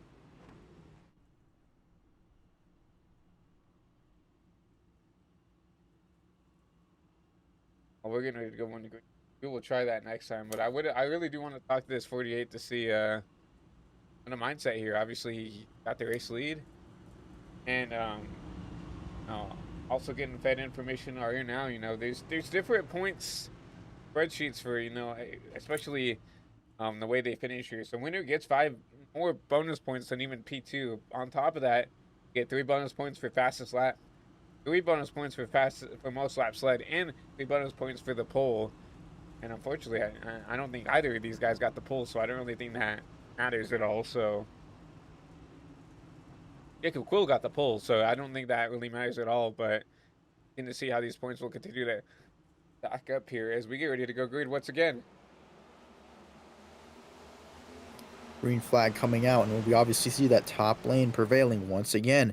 But look at that second place car. Who is it? It's Jacob Quill, involved in a late race incident. And how about the 88 machine? Running in third, Wyatt D. Thompson, involved in multiple wrecks multiple times. He had front end damage and rear end damage, and he's running third. So we're seeing the top 3 cars right now. We're all involved in different incidents. We see the 11 car tap the wall, but just amazing recoveries from all these guys. And what a great show of skill from all of them. And we're starting to see the cream rise to the top here, and obviously we know Wyatt's fast. We know Jacob Quill's fast. I mean, since we dropped the green flag, I thought he was the car to beat here, and we'll have to see what he can do here. He's going to be aggressive to get back to the 48. That's exactly what the 48 doesn't want. He needs to keep that 29 behind him as long as he can. Yeah, certainly. And the 29, once again, just able to roll that corner a little bit quicker through the middle, through the center. Right there, you can see inching up ever so closely, little by little, lap after lap. And so I think it's only a matter of time. Like you said, Christian, he showed a lot of speed from the start of the race and obviously led a lot of laps as well. But he's really showing right now as he goes to the top of the track and try something a little different here. And he's going to inch up even more on the 48 car, right on his rear bumper. Now, how patient is this 29 going to be to get this pass done? Remember, not racing for anything. You just racing for trophies, right? Here comes the 48 to be defensive on the top. No, I just think he's going to give it to him, honestly. Yeah. He's technically got the cushion right now to keep the spot here. So, yeah, that's right. And the 48, I mean, yeah, when you see someone that much quicker than you, rather than holding both of each other up, you'd rather just let him go and then keep running your pace here. As we see the 11 car inching up the 88 also getting to the 48 here. Ooh. So maybe some, oh, a little bit of loose on exit there for the 88 car. Remember, we think Nicholas took no tires this last pit stop. They get the track position, and now you're starting to see him start to fall back. This is the downside of doing this, right? If you get these types of runs here, they're going to catch you, regardless of how quick of a driver you are. I see the 48. He's going to have to be defensive to try to keep this 11 behind them. Obviously, the 11 will have to go up there and take the lead, at least right now, to keep his... Oh, you see a huge block on the 11. He has to lift for the corner. Yeah, and I mean, this is amazing racing back here in the pack, or rather back behind the leader. Talking about how the leaders got out so far in front, but yeah, the 11 and the 91 right now going side by side. It was going to get a little bit of contact maybe there, but they keep it clean and they get a single file. But yeah, that 11 car is really, really muscled his way up there. Obviously keeping it clean, but still showing that he is a really fast car and he's not going to be messing around here as he works to the inside, but not quite able to get to that left rear quarter panel, the 48 machine. I really like the patience out of this 11 machine right now. He knows he's faster. He knows he's got the better tires. He isn't going to be willing to put the bumper. He's not going to do anything right. He's not going to put himself... Look at that. I mean, he overdrove the corner. He lifted, did not get in the back of the 48. The patience out of this 11 is very impressive right now. Oh, the 11 gets hooked by the 91. No! Oh, no. Man.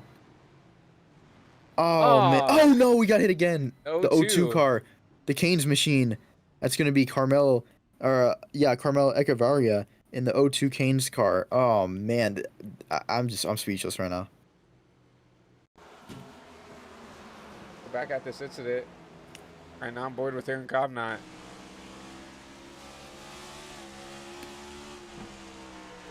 Yeah. Oh.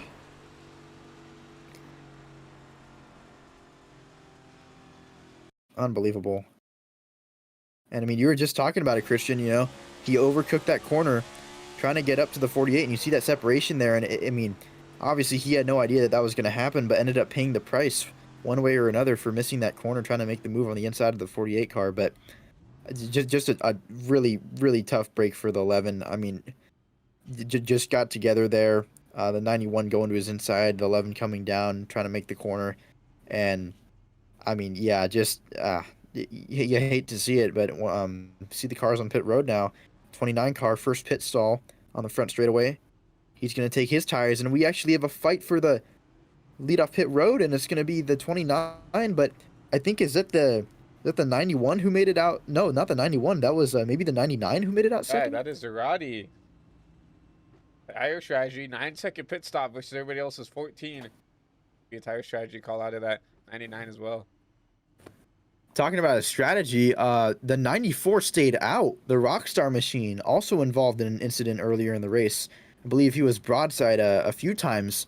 No, that was actually Nicholas Road. But nonetheless, the 94 car, he stayed out on tires, and so I think he might get gobbled up here pretty quickly. What do you think, Christian? And 19 laps on those tires are quite a bit here at Bristol, and we even saw 10-lap old tires get gobbled up there with the 45. So yeah, I am, and I would say that, you know, Jackson Brown's a very talented driver, and he got gobbled up pretty quickly. Riley Ibanez he's got some pace, but you know how he handles this situation here leading us to green.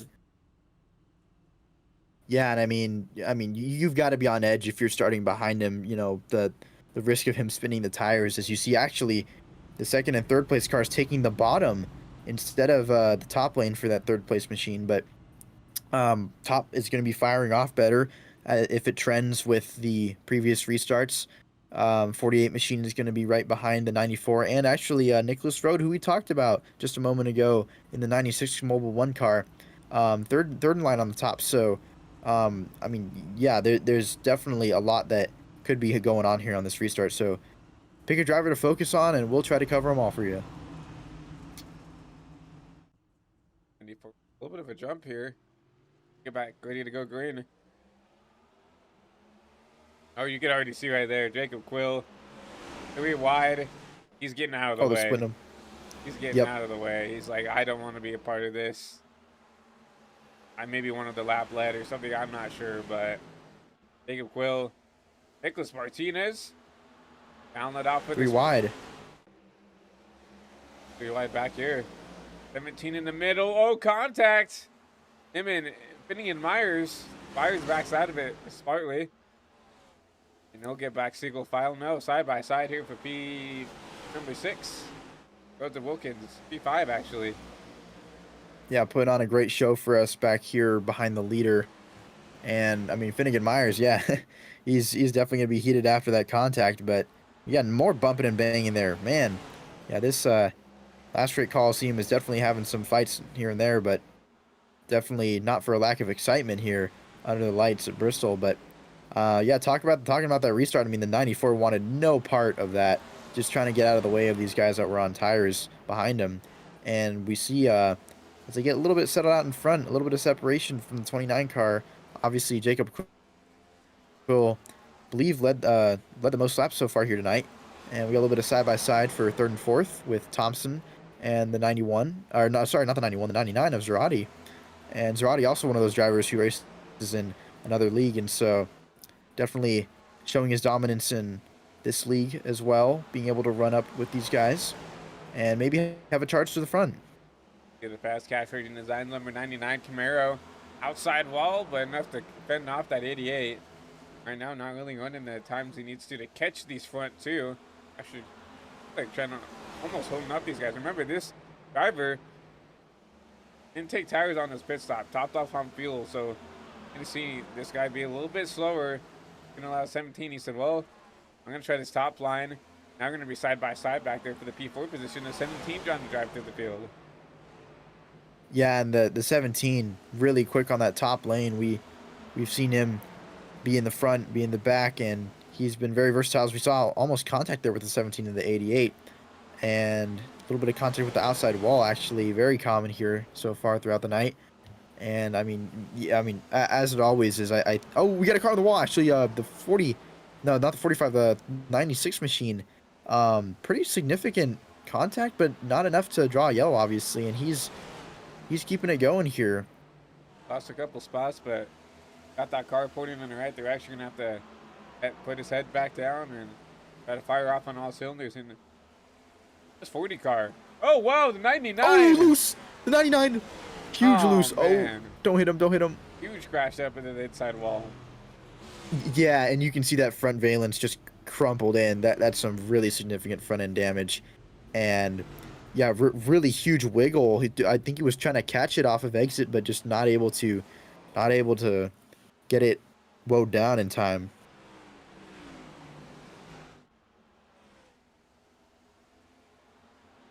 If he got some help. Oh. Yeah, talking about the 17 right there on his bumper. Quite. At least not yet. Oh, just gets loose on his own.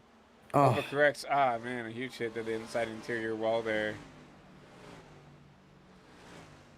That might be race over for that 99. That's a lot of front end damage. yeah, I'm thinking it might be, but obviously he's able to keep the car rolling here. But definitely unfortunate circumstances for the 99 and completely unassisted. Just kind of lost it on exit, and you saw the overcorrection there. When you're behind the wheel of the sim, you're going to try to take every opportunity you can to regain control of your car after a spin or after you lay down some rubber and get some wheel spin, but just too much and too overwhelming for the 99. But after that incident, we see the 17 actually in second now, but the 48 a little bit further back, it looks like. Yeah, the 48 on back actually came down pit road. Big tires, I presume. Or fuel, actually. No, 14-second stops. That's about a normal 4-tire stop here. So you see the 48, Bubba Myers, and Nicholas Carey. Nicholas Joshua Carey back here in this 35 coming down. Getting a good set of tires here, and I try to fire off pretty quick here at the start. Oh, yeah. And a lot of different strategies going on here, definitely. And as we continue to have restart after restart, as it seems like we've had for at least the majority of stage 2 so far, we're gonna have to question, who's gonna come out on top of stage 2 and who's gonna get some of those valuable points. But as of right now, Jacob Quill is still dominating, and obviously another big shout out to the third place car, Wyatt D. Thompson in the 88 Grey Ghost Dale Jr. National Guard machine on that next gen car. Really cool adaptation on the Chevy Camaro body for iRacing in the sim, and looks really cool under the lights. But yeah, I mean, him and obviously so many others in this field caught up with incidents, but he was sideways and ping ponged a few times and caught up in another wreck, and here he is in third place. So definitely not over for any of those drivers who have thus far gotten in an incident. Definitely gonna be interesting to see who can continue to drive their way through the field as we're over halfway now. 100 to go here from Bristol, just under. As Jacob Quill leads us back to green.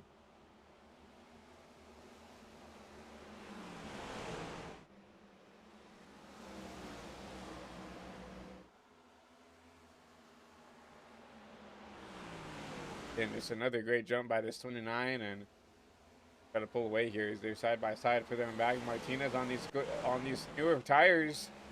They're getting around the 40 of Ortega. Ortega just trying to hold on here. Yeah, and how about Finnegan Myers running in just around the 5th place position, just outside of that top 5, and he's had quite a night, hasn't he? But yeah, another driver just making a good charge and a good comeback towards the front, as well as the who is that? Actually, the 35 is no, yeah, he's also 35 is racing for position here in the top 10. So a lot of drivers with a lot of incidents making their way through the field, but right now I got some side by side action for third place, and you'd think with that gap that the 29 has built that the green flag racing has been going on for quite a while, but only about 3 laps under our belt here at Bristol, and he's already got that much of a gap. And yeah, just wow, really close racing here. Thompson starting to fall back here. That's going to allow that 48 to get clear here. Going to run down that, trying to run down that 17. These fresh tires, and Thompson starting to fall back to the field. Yeah, and as we see these guys continue on here, almost 3 wide, as the 12 of Finnegan Myers trying to work to the bottom of that 2-car side by side. Let's take a quick moment to talk about Max Ford in the 11. I mean, he is just on the cusp of being outside of the top 10, running in 10th position right now. And he was on the front row, and he was not involved in any incidents. And it seems like he has just had, you know, either through pit cycle or through pace, just something gone awry behind the wheel.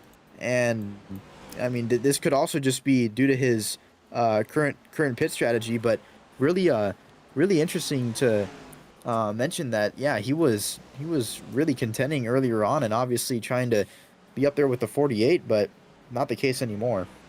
Remember, he was involved in one incident. That was with the car behind him, 91, with the chrome horn to him, and I think that's what really put him towards the back here. Was ever since that caution came out with him, as a car is spinning down here, down below. That's the 88, Wyatt Thompson. Close call for everybody else. Caution will wait, but yeah, that number 11, the way the cautions have fallen, hasn't been able to really drive through the field here. You see that right front tire completely KO'd on that 88 machine.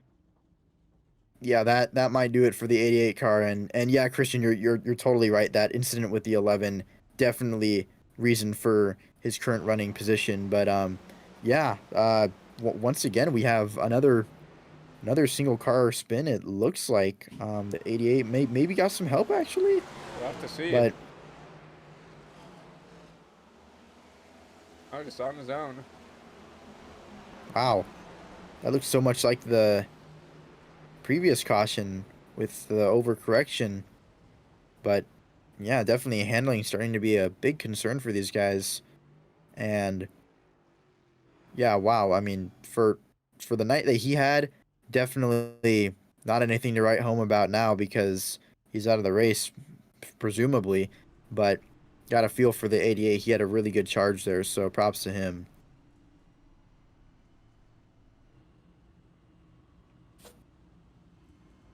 Back under caution here, 166 of 250.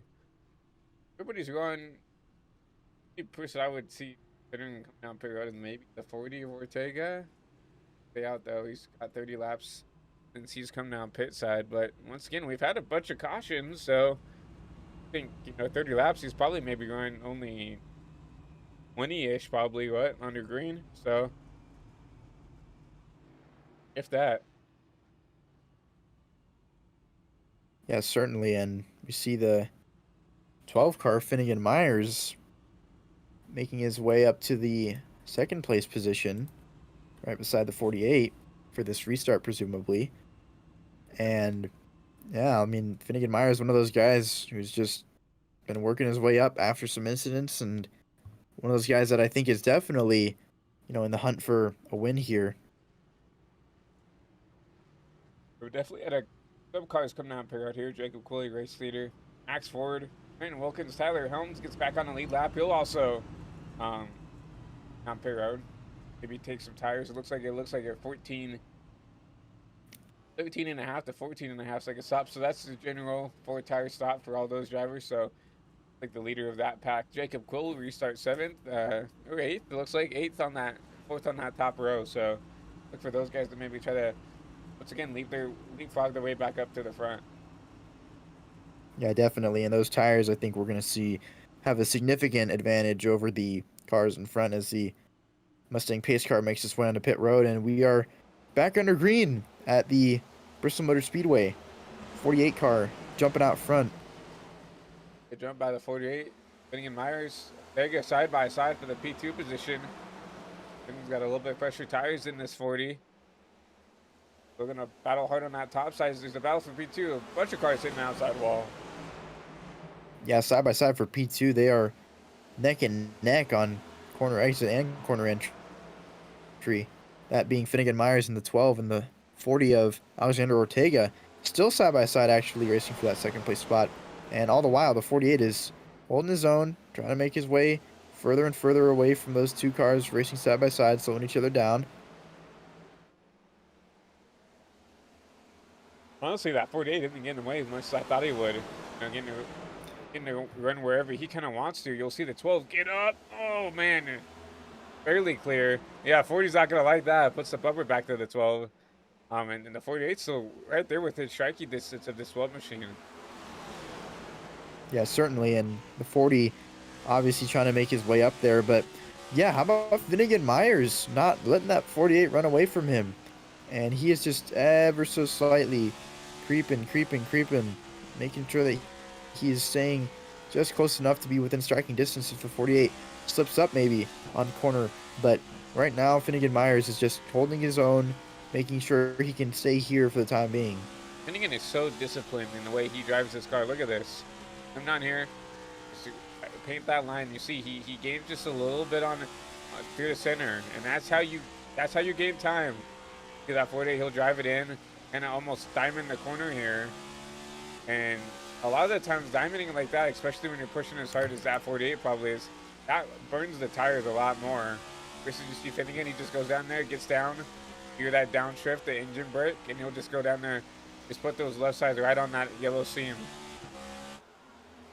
Yeah, and Finnegan Myers, obviously a staple in other leagues that he races in, and very cool to see him come out and participate in this series and run really well so far, being able to be in contention at this point in the race with almost 170, 180 laps done here.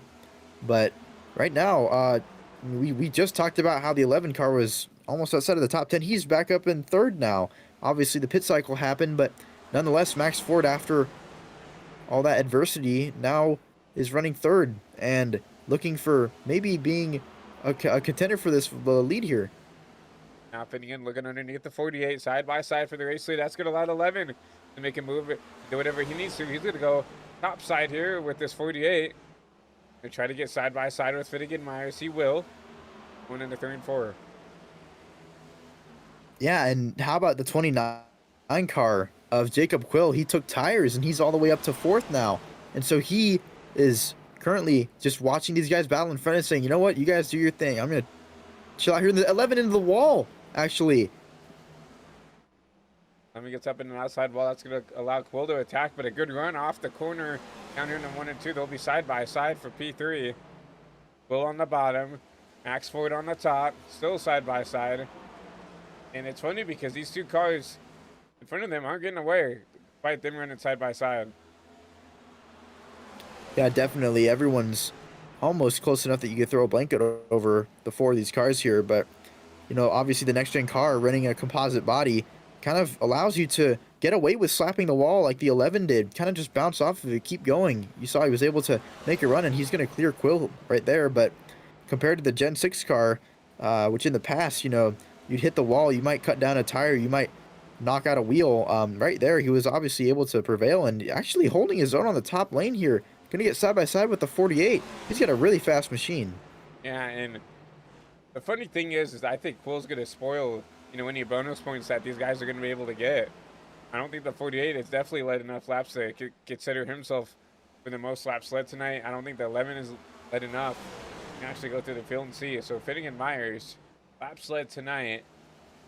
Ooh, this is his first laps led the whole race.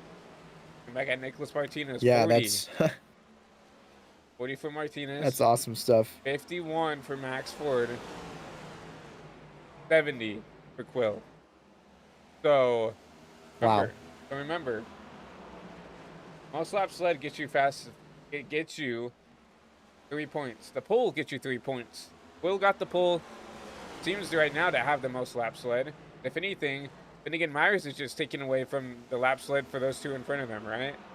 So, looks like the 48 and the 12 are starting to fall off, though, comparatively to the cars in front of him. But Finnegan Myers loves this clean air. He loves it, right? And as soon as he gets out here, pretty hard to pass this 12 machine. So I imagine he's going to stay up here as long as he can. And then the fastest lap right now, we'll try to see if we can find the fastest lap. It's hard to find him. We're going to have to scroll through here. So we got a couple 14 to fastest lap right now is the 17 of Trent Wilkins. So neither of these two that are battling for the Shramster spot are in contention of getting these bonus points. So it is based off track position right now.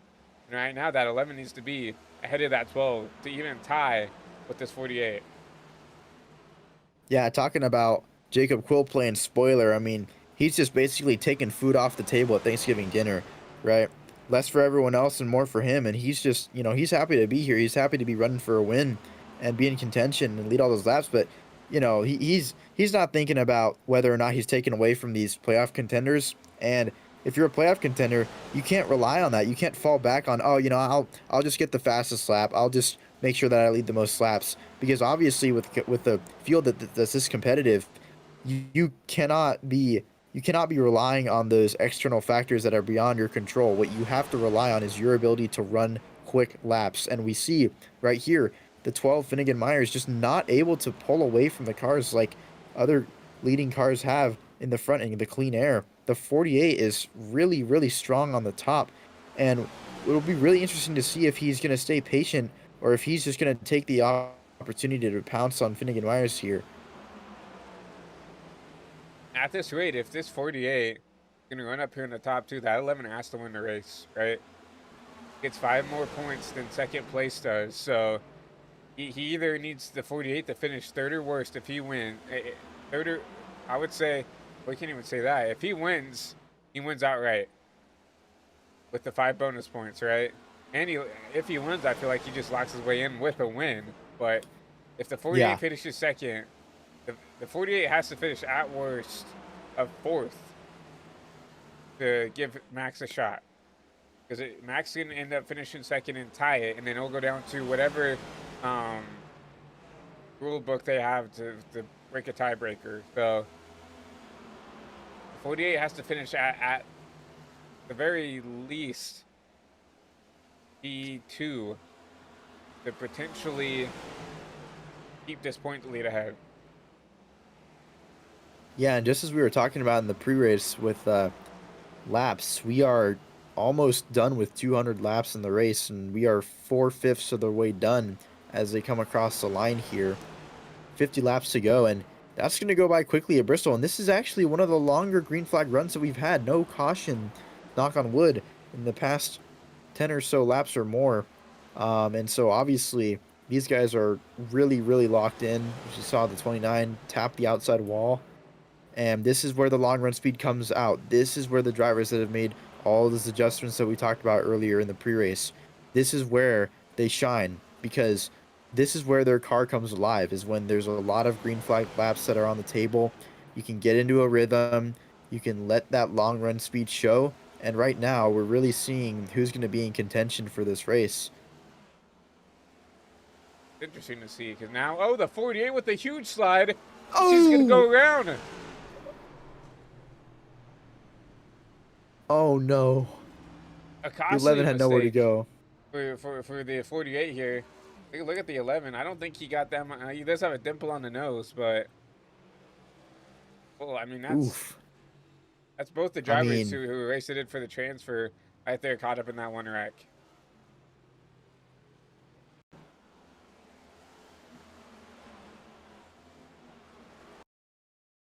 See what happened here. Out of two. Coming out of four, I mean. Loose. Tries to check up to save the car. The 11's there. Gets into the back end of him. Sends him around. The race deal there. You see flop away. I mean, not what you wanted to see out of the 48, but now they're both probably going to the back, so. yeah, and I mean, you saw the 48 didn't look like too much damage on his car, but definitely the cosmetic damage on that 11 car. As you can see, the front end of the front valence caved in just a bit. Got some splitter damage there. I'm wondering if he's gonna have to, yeah, spend a lot more time on pit road getting that fixed, but looks like fixable damage. As we see Finnegan Myers winning the race off pit road, Like, followed by the 7 car. looks like some drivers took 2 tires there. I mean, we're Yeah. counting down the laps here. Yeah, that might work. Yeah, you see the 11. Gonna be forced to Oh man. fix this damage here. You see, yeah, there it is. It pops back out. I mean, it's almost the Yep. damage should be almost done here. You see some splitter damage still at 11, but I'm gonna be forced to stay down pit road here. But look at this, the 48. Gonna be a race off pit road. It will. Guess what? Max Ford is now 2 spots ahead of the 48. This will tie Unbelievable the stuff. points right now as they stand. That is just insane. I mean, what more could you want? Coming to Bristol at a cutoff race and having two of the guys that are competing for that last position just have almost everything thrown at them throughout the race and be involved in an incident with each other making contact. And now, with less than a fifth of the race to go, they're going to be racing for every single position on the racetrack. As we see Finnegan Myers, who won the race off pit road, going to be starting once again behind the car that stays out, the 94 of Riley Ibanez. And another thing I wanted to point out was I believe the first car on 4 tires is the 29 machine, which is our driver Jacob Quill. And so he actually got off pit road way after a lot of these other guys. And so a lot of cars to pass, but keep an eye out for him as these laps wind down. And going to be really awesome to see how all these different strategies play out as we have Finnegan Myers in the outside lane, which has been the dominant jumping lane on this restart, as well as the 7 of Tyler Helms, who was actually involved in an incident earlier on that put him back in the pack and buried him there for a while. But coming fourth here towards the end of the race, and I mean, Christian, who do you got at this point, man? Because there's been so much shuffling around. It's such a stacked field. It's so hard to call with the tire strategy. Obviously, the 12 and the 7, 2 tires. We're back green. Oh, a tire spin, and we have guys in the back Oh, spinning around. yep, that was the 7 of Quill. He actually got some wheel spin separate from the 33, as we now have a caution on the Speedway. The 33 additionally got loose. Might have been a huge checkup on the outside behind some of the leaders, but man, just an instant incident here that puts us under caution once again just after they cross the start finish line. Maybe the 33 got in the back. No, he both separate tire spins, not from a Yep. checkup. On the power tour too quickly on the restart. And yeah, caution wave. Just silly mistake out of those two. Yeah, and talking about cold tires again, the 4 took 4 there, 4 fresh Goodyears, and so, he obviously didn't have the temps at that point up, and so we're riding under yellow and getting ready for that restart. There's only so much you can do to make sure that you get some of that heat into the tires so you can have some better grip on the restart. But we see the 11 actually coming back to pit road. Um, yeah, just a quick stop and go for the 11. Gonna see how fast he plays for this league. I don't think fuel would be an issue with 40 to go. I'm unsure. But that, I mean, he puts him now 3 spots behind Martinez now. So now Martinez is at the advantage once again with a looks like a 2 car cushion in between he and that 11 machine. Yeah, certainly. And once again, another change in the order here. And going to be really awesome to see who can prevail with all these different things that have been thrown at these two drivers, that being the 48 and the 11. But Finnegan Myers still leading here, and he has been a force to be reckoned with later here in the race. And I think he's had the best long run speed car, as Christian, you mentioned, being out front in the clean air. And you know, tell us a little bit about what difference it makes being in front and having that cleaner and that downforce on that front nose of the car, especially at a track like Bristol. I definitely think it's nice to have, right? The clean air. For Bristol, I don't really think it's that much of a deal. I just think for Finnegan, I don't know if it's maybe a uh, a thing that he just likes to be up front and have the clean air or whatever. But you know, anytime we see the 12 up front, he just takes off. Anytime we see him having to deal with quote unquote dirty air, right? He just has a little bit harder time. I'm not saying that he's not good enough to drive up to the field, but has a little bit harder time. I don't know if it's a mental thing or what, but every time we see this 12 up front, cars just as wide as 2 lanes sometimes. Yeah, certainly. And Finnegan Myers, obviously, the low point of 18th throughout the race, been able to overcome that running position and make his way up to the lead. And actually, the bottom lane getting the better jump here as we see Finnegan Myers keep that lead through 1 and 2. And Volkid's trying to hold on to that P2. The Tyler Helms on the top side. I'm getting a little bit squirrely out of the corner there. Remember, only 2 tires on that 7 machine as they're going to go side by side for the P2 position here.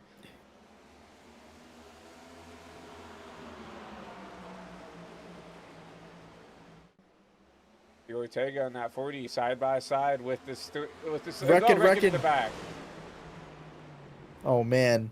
Yeah, 2 cars coming together there on exit. Both of them getting squirrely. He's going to bring out another yellow. That's going to be the 96 car and also the 99 who got involved there as well. And, I mean, two guys that just have not been able to, you know, get away from those incidents throughout the day. But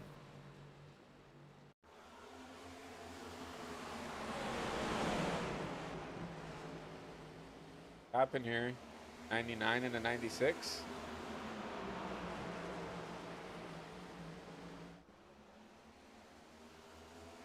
Once again, that kind of like that door contact we've seen all race. One gets spun up, one gets spun down the track. Really doesn't look like a ton of damage on either of them, just maybe the damage on the tires once again, as we've seen before, but like a little bit of left front damage on the 96. Looks like almost no damage on the 99 of Zerati, but if you're leading the race, if you're Finnegan, you're Tyler, Ortega, really that top 5, I don't think you want to continue to see these gauges come out. You're just like, let's get this over with. yeah, definitely, Christian. And I mean, let's talk about the point standings for these playoff guys in contention. I mean, the 11 was able to get through that wreck, and he's now separated by only 1 car from the 48. And so now, as it stands, you know, the playoffs once again get shuffled up. And so I'm curious what the 11 has in mind here, as he's really close to the 48. I mean, you've got to be thinking that these drivers are obviously keeping that in mind as they're behind the wheel here, thinking about where they're running relative to their competition in the playoff standings.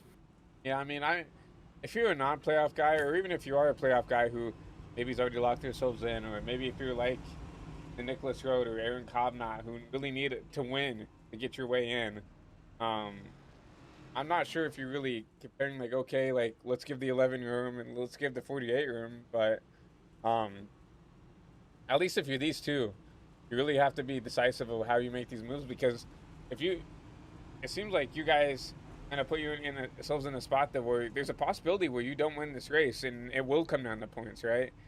And obviously the 11 and the 48 have played pretty nice with each other tonight, so I don't think you'll see any chrome horns or anything like that yet. Obviously, we're counting down these laps pretty quickly here as we approach 30 to go here for Bristol, but it's nice that they played nice with each other they're racing each other pretty respectfully as of right now. Yeah, certainly, Christian. And it's, I mean, despite all the number of cautions and incidents that we've seen, up in the front, there's been a lot of really good battling and a lot of respect for some drivers in the field. And so, gonna be really cool to see them finish this race under the lights here.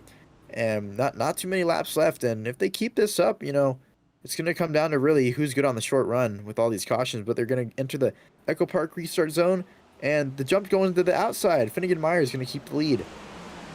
Wilkins trying to clear. He will. Here comes Jacob Quill on the outside, and here goes the 17. Oh, He's loose. Will he save it?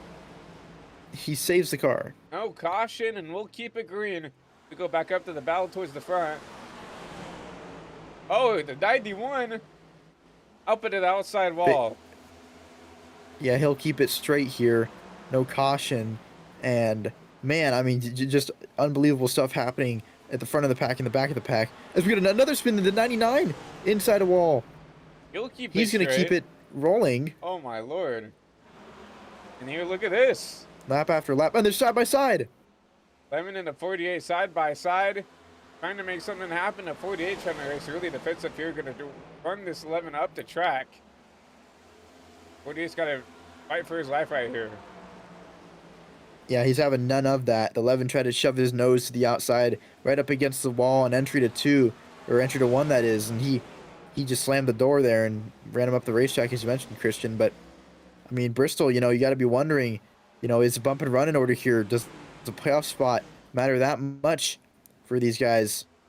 And so, as they run side by side in front, these guys are going to get drawn back to them, and the 48's going to have to think about passing him, as we see the 11 just barely sniffing that left rear quarter panel of the 48 car. That's the thing, is like, where's the 48 go? I mean, he could try maybe bottom, try making it through wide, but we've seen that historically has not gone well. You see the 7 actually getting that outside wall. I'm going to be side by side with the 12. Ooh, going to be close there. 7's still going to try to pedal it around the top. Yeah, and that's actually really good for the 48 that he has that separation now between the 7 car and the 11 running right behind him. And really good for the 48 on exit when he did clear the 7. He was able to carry more speed through the center and get out towards the outside wall compared to the 11, who had to lift because the 7 was on his outside for a corner exit. And you can see it already. That gap is growing, and the 11 car got to be frustrating being behind by that 7, who's just kind of holding you up a little bit. I mean, that 11, I feel like the frustration and the patience is going to start to run out here. He's got to get to the 48. He's got to get around him, plus pass 2 more cars, right, to give himself a chance. I mean, obviously, I'm pretty sure these guys are all pretty close / teammates here. And I'm surprised to see the 7 racing him that hard. He's pretty much locked in on points. You need a catastrophic. He's got a 20-point cushion. I mean, the Bristol, you see finally the 11 get around. But I'm surprised to see the 7 racing him that hard. Yeah, not only that, but, the 11 racing him equally as hard back. He really got an aggressive side draft there and, kind of walked up the track right with the 7 car on exit. And the 7 had to lift as he was getting closer to the wall, and the 11 was able to prevail on the bottom. And even then, once he did get into the bottom of the racetrack to make the pass on the 7, he slammed the door really quickly right in front of him on that clear up. And so, yeah, now the 11's just got to focus up. I got less than 20 laps to go. Anything can happen, obviously. But right now, I'm focusing. This is the 48! The 48's in a wreck! He's out of it. What happened the 48. Here? I see the Finnegan Myers, the 17 of Wilkins. What happened? Yeah, we were completely focusing on the playoff driver fight for the spot there, but Finnegan Myers, I think, was the one that the 48 was trying to check up to avoid hitting, and the 11 car able to squeak through, but the 48, I mean, oh man, just the chaos right here. Thought, Jacob Quill make the pass for the lead here. I thought this would have been like usual pass here, but what happens to this 12? Yeah, you see him take the bottom as, oh yeah, Quill just really, really fast, ripping it on the top. Got into the wall a little bit there, though, and then back on the... Oh, we put the bumper to him. The bump and run, the Bristol move. The but 48. Oh. Nowhere to go for Nicholas Martinez. Here comes the 17. Smear some Oh, dirt on the wound there, and oh man, yeah.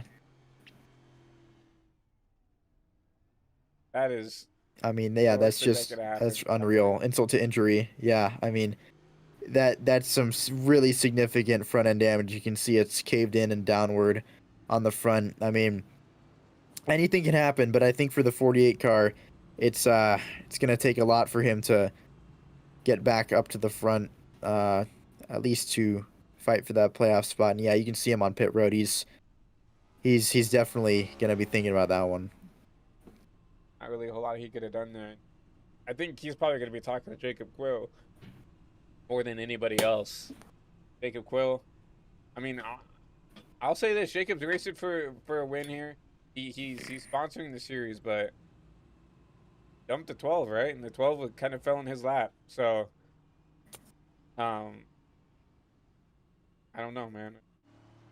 I've been in these situations myself. Um, trying to race my way into the playoffs, trying to race in the championship. This has happened to some people, right? And it's just like you just feel like got just dropped to the floor here. You see this because I mean, nothing you could have done. 12 just kind of fell in his lap.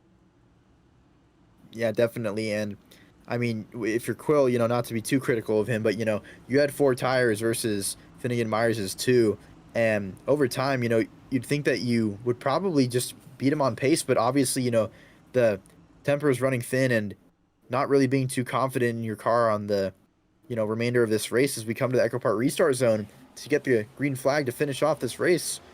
And Jacob Quill is gonna be side by side with the 40 car, but pull away and clear on corner exit. Absolutely taking down here the 40 of Ortega, trying to make that inside line work. Contact with the Oh, 29 and the wrecking in the back. in the back, I think this is 17. It was 17 in 94. the 94.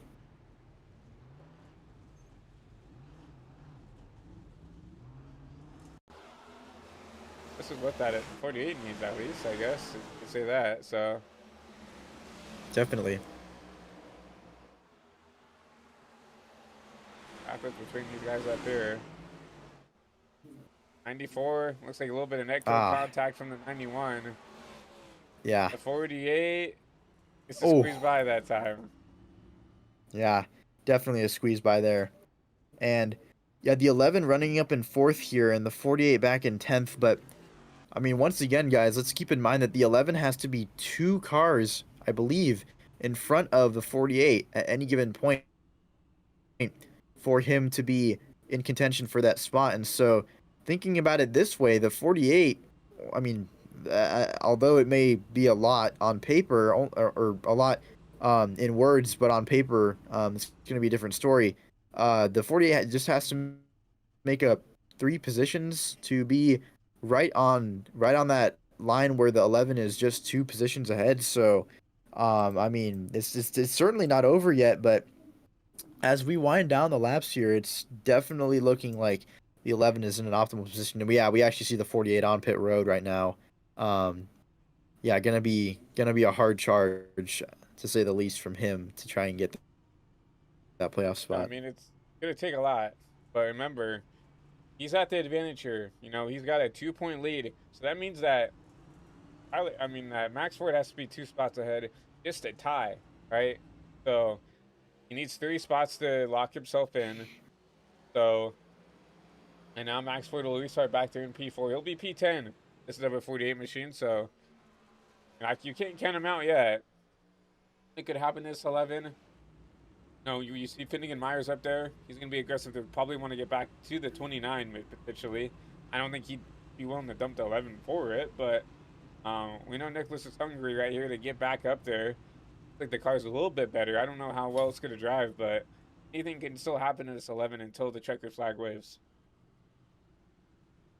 Yeah, definitely. And yeah, as we see him get bunched up here for the restart, obviously several rows separating the 11 and the 48, so it's not going to come down to a last second lunge and contact, I don't think, between those two cars. But like we mentioned, just for there to be a tie, the 11 can only be 2 positions in front of that 48 car. You see the 48 and the 11 in the top lane, separated by 2 cars.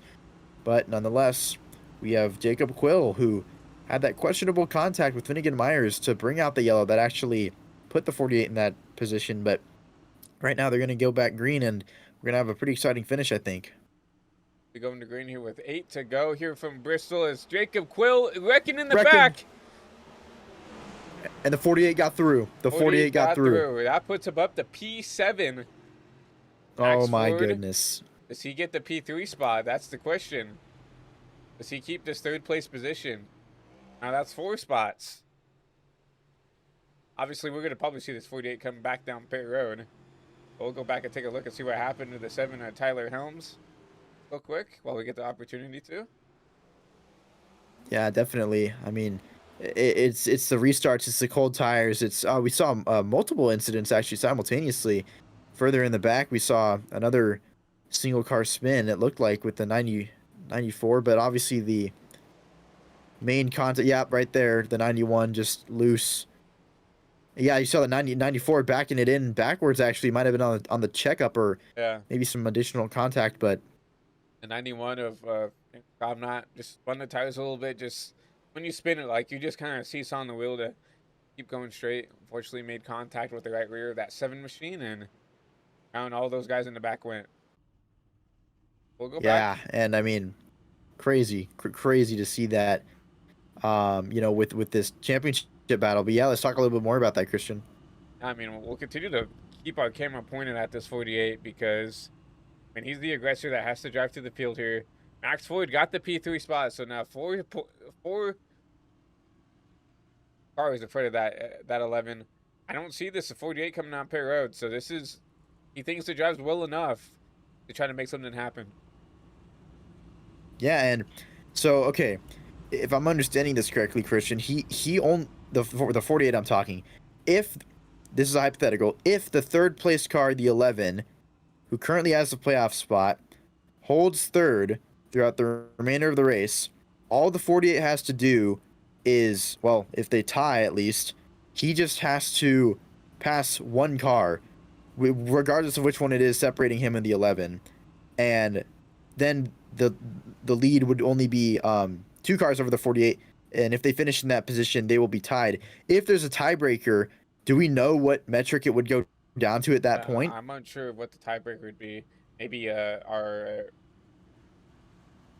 guy up in the sky, Chase George, could tell us what that tiebreaker is, but right now, 48 back there in P7. He needs to get to P5 to tie the points back up. So, really, I mean, if he gets a good jump here, honestly, it might be coming down the bumper cars. Does he move to 12? Does he move to 33 to get this caution?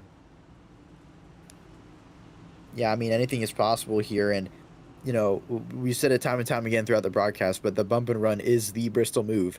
And I think for the 48, you know, you've been essentially at the short end of the stick many times before. Let's try to make our own destiny here as they go green out of the Echo Park restart zone. Another spin.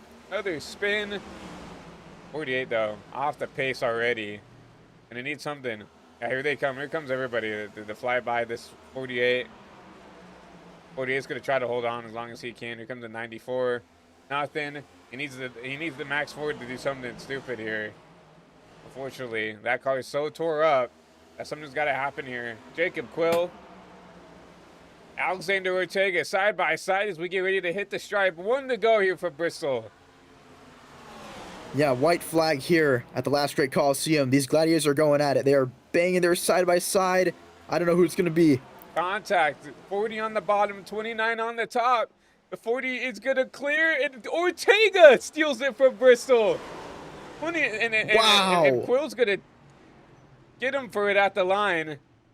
Man, what a finish. And, I mean, if you're Quill, you're pretty upset, but I mean, that just looks like hard racing if you ask me. And we'll go back and look at these last couple laps. I mean, you see contact initiated from this 40 machine, but man, it's for the win at Bristol. I mean, this is what you got to do, right? Oh yeah, I mean, all day it's all about that aggression and that ability to just muscle your way through when the time is right. And the 40 car just happened to be in the right place at the right time to do that. And You saw it, really aggressive. I mean, obviously didn't put him in the wall or anything that egregious, but nonetheless, the 29 just not happy with it, and rightfully so because he led many, many laps here tonight. But obviously, I mean, that 40 car, yeah, I mean, he was shot out of a cannon on that restart. Really, really good short run speed, but yeah, I mean, Alexander Ortega, the advanced auto part Ford Mustang Dark Horse machine, the number 40 car, able to pull it off tonight. Just unbelievable. And what a run for that 40 machine. Already locked itself into the playoffs. So, I mean, what a move. What a race. And in this 40, burn it down here on our blimp cam while we get our cameras back up and going. Go ahead and look at this 40. Sitting right here on the front stretch as he continues to burn it down here on the front stretch here at Bristol. Awesome stuff from Bristol Motor Speedway.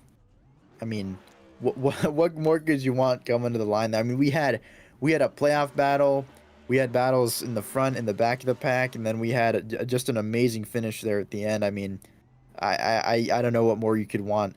I mean, just great stuff. And how about that paint scheme, Advanced Auto Parts? Obviously, a sponsor in the NASCAR Cup Series for the Penske boys, but I mean, just an amazing show for us up here in the booth, and hopefully for you guys back home. Only 8 laps led here tonight, including the most important one being that final lap. And I mean, Alexander Ortega, gonna be really fun to be able to talk to him, hopefully. And I mean, just great stuff. I see something cool up here, up in the broadcast booth. If he could find the entrance, I actually did something really special here with Bristol Motor Speedway. Go around and find it here. I'm gonna go park that 40 machine up in Victory Lane. He can just find his way around here. I don't think this is the right way, Mr. Ortega. You gotta go back all the way around the pit road here. We'll watch him navigate up here in the Victory Lane. Yeah, Bristol Motor Speedway, one of those historic tracks that NASCAR has been coming to for countless years, and you know, not only to win at Bristol, but to win the night race, right? You know, such a prestigious race for any driver. And as you can see, that Victory Lane located on the roof of the media center, actually. And pretty cool feature here, obviously, like Christian mentioned, iRacing allowing these drivers to be able to celebrate and get some cool pictures after a win at the top of this Victory Lane winner's circle here. Only doing that, burning it down here in Victory Lane. But we're gonna go ahead and take a quick commercial break, and our sponsors over at iRacing talk to you guys for a little bit, and we'll get ready to start your post-race show. Talk to your top 3 finishers. Wrap up tonight's broadcast here from Bristol Motor Speedway. Racing isn't easy, but experiencing it is. iRacing puts you in the driver's seat with the industry's leading sim racing game. Drive on laser scan replicas of the greatest racing circuits from around the world. Go head-to-head against other drivers chosen by skill-based matchmaking to ensure competitive racing at every level. Compete across all your favorite series. In officially licensed cars, engineered to deliver the most accurate driving experience possible.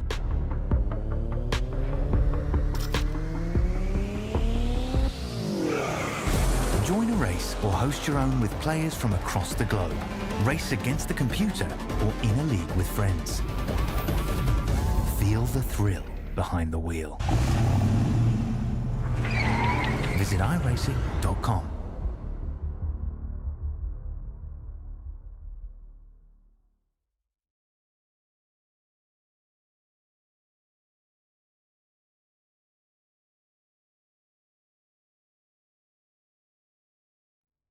We welcome you back to the Thunderdome Bristol Motor Speedways. We just saw a doozy.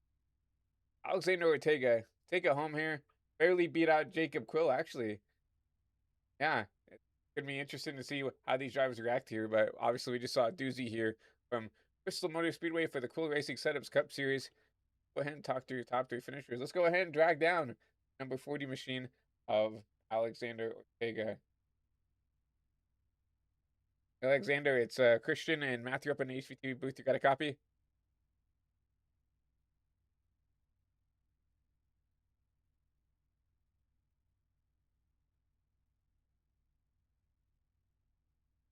Hey, Alex, it's Christian and Matthew up here in the out.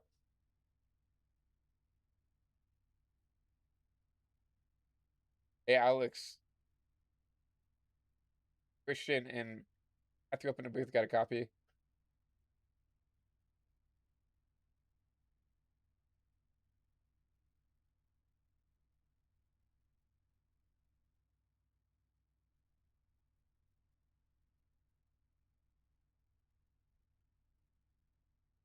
Self in here.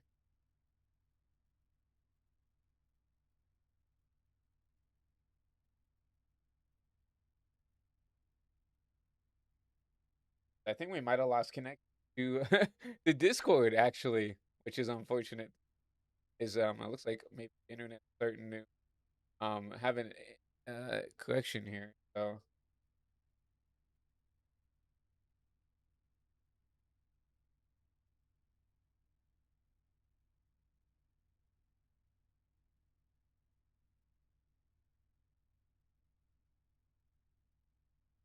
try to reconnect.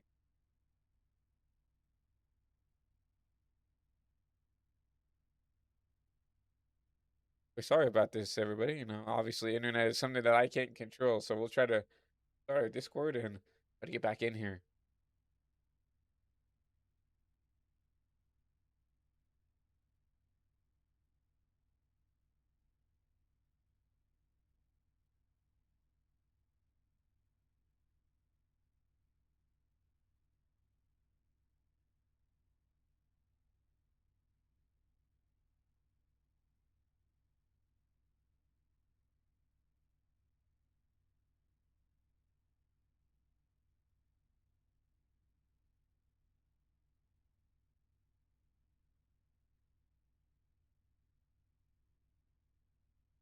Alrighty, I think we're back. All right, Alex, for the probably sixth time, it's Matthew and Christian up in the booth got a copy. Well, what a finish is the most I could say. Obviously, you had a good race car underneath you tonight. Put yourself in and can, lead quite a bit tonight. I think you led what 40 laps here tonight. We'll actually pull it up 8 laps, which I don't really think kind of shows the what kind of car you had tonight. So, what what what did it take to get you up here in the victory lane tonight? Just kept grinding it out. I think we went to the back a solid 5 times all race. Self spun on my own too. Yeah, just kept grinding it out. It wasn't super hard to pass there towards kind of the latter half of the field. You could kind of move around, move to the top, move to the bottom, middle, try different lanes to make progress. And so just kind of staying in it and doing what I had to do there to win from the bottom. I knew it was gonna have to get physical to have a chance. But I was just able to time it and roll really well. Jacob, I think, spun the tires on the restart a little bit, and so I was able to just kind of roll better than him even into one there, and that gave me a fighting chance. And obviously, I feel like every car tonight got caught up in some type of incident. So what was it like just knowing that around the corner, there's always something that could potentially put you in a bad spot to potentially ruin your race? It was stressful, but not super stressful. I was being locked into the next round. I was just kind of here to have fun, enjoy the race. Luckily it wasn't points racing or anything, so I just got to kind of race to race today, and go for a win. I think I got a stage win too. So I mean, it's just a good day and a good chunk of momentum going into next week. Obviously, locking yourself in last week was a huge, like you said, huge relief off your shoulders. But going into next week, we obviously have to talk to you now as you have locked yourself in the Final Four. Going into Homestead next week, obviously, congratulations, first of all, for getting yourself into any sort of fight to race for a championship. But what is the kind of the mindset? Obviously, you came in here knowing that you were going to race for a championship at Homestead. What is the mindset now? Coming off of a win, knowing that you have a good shot to go and get your first championship. Yeah, I'm looking forward to it. I really enjoy Homestead, and so it's going to be, it's going to be the same kind of deal. I think this Homestead might turn a lot like Kansas in terms of for how people drive it. I know we're using another custom setup, I believe, for Homestead, and so I'm definitely looking forward to it. I love that racetrack. I won there earlier in the season during the daytime, so we'll see if we can do it at night as well. But multi groove, it's difficult, but I'm really good at putting it. I can rip that fence, but I'm really good at putting it right on that white line on the bottom every single lap, and so I don't think that'd be as important in the night. But with a custom setup, I mean, you never know. We'll just have to see next week. But once again, congratulations on this win tonight. Congratulations and good luck into next week for Homestead. But before we let you go, does anybody want to thank for your win tonight here from Bristol? Shout out to my boy Joshua Carey, the 35 car. Congrats to him on the top 5. Was in a voice chat with him the whole race, so it was nice to run with him and kind of go from back to the front constantly together. So good shout out to him. Looking forward to next week. And congratulations on your win tonight, and good luck at Homestead. Hopefully, you get another. I mean, I guess the win will get you the championship there. So hopefully, we'll talk to you back up here in victory lane next week. Appreciate it, man. Matthew, I think you have this Pete Fisher Jacob here on us. Jacob Quill, this is Matthew and Christian up in the HVTV booth. You got a copy? Yes, I do. Well, man, I mean, I gotta say, just first of all, I mean, it was amazing seeing you race throughout the night. I mean, you had a really quick Chevy number 29 car, the good wrench scheme, obviously reminiscent of Kevin Harvick from back in the day. First of all, I mean, just take me through your race, and I mean, obviously, I gotta think there's a lot of emotions there at the end, being so close, but just not being able to have what you needed there at the end. But I mean, yeah, just walk us through your race if you could. Oh yeah, for sure. Off rip, we got the pole position by I don't even know how much, but it was a pretty good lap. And then Max Ford, kind of gave me a run for my money tonight, and it was us in the early stages of the race, duking it back and forth, and of course there were a lot of yellows. And then towards the midsection, I had Martinez and Ortega start to show up, and well, I don't know what happened to them until late race, because I don't know, late race, everything kind of came together. It was I was able to fight my way back to the front through almost every restart, and obviously, we know about the multiple contacts I had, but especially with Finnegan on that long run. But like I'm gonna put it to him, I cut him slack 3 times where I could have had that same end result. He's blocking me all over the track, and going into 3 and 4, obviously I didn't want that to happen, but I feel like it's kind of a part of racing that I got in there a little too hot after I'm trying to take the position from him because he's trying to force my hand. And that happened. And then, yeah, the final restart, I have nothing else to say, but I, kind of just lost that one off of my own mistakes. I mean, Ortega did everything perfectly. He was right there on the restart after I went a little too high to restart in the grip area where there's no grip. And he was able to get the fire off, and well, he pretty much set sail from there. Obviously, doored me a couple times, but I think that's just short track racing when you're trying to go for a win here, especially when the top was so dominant. So that's all I got to say.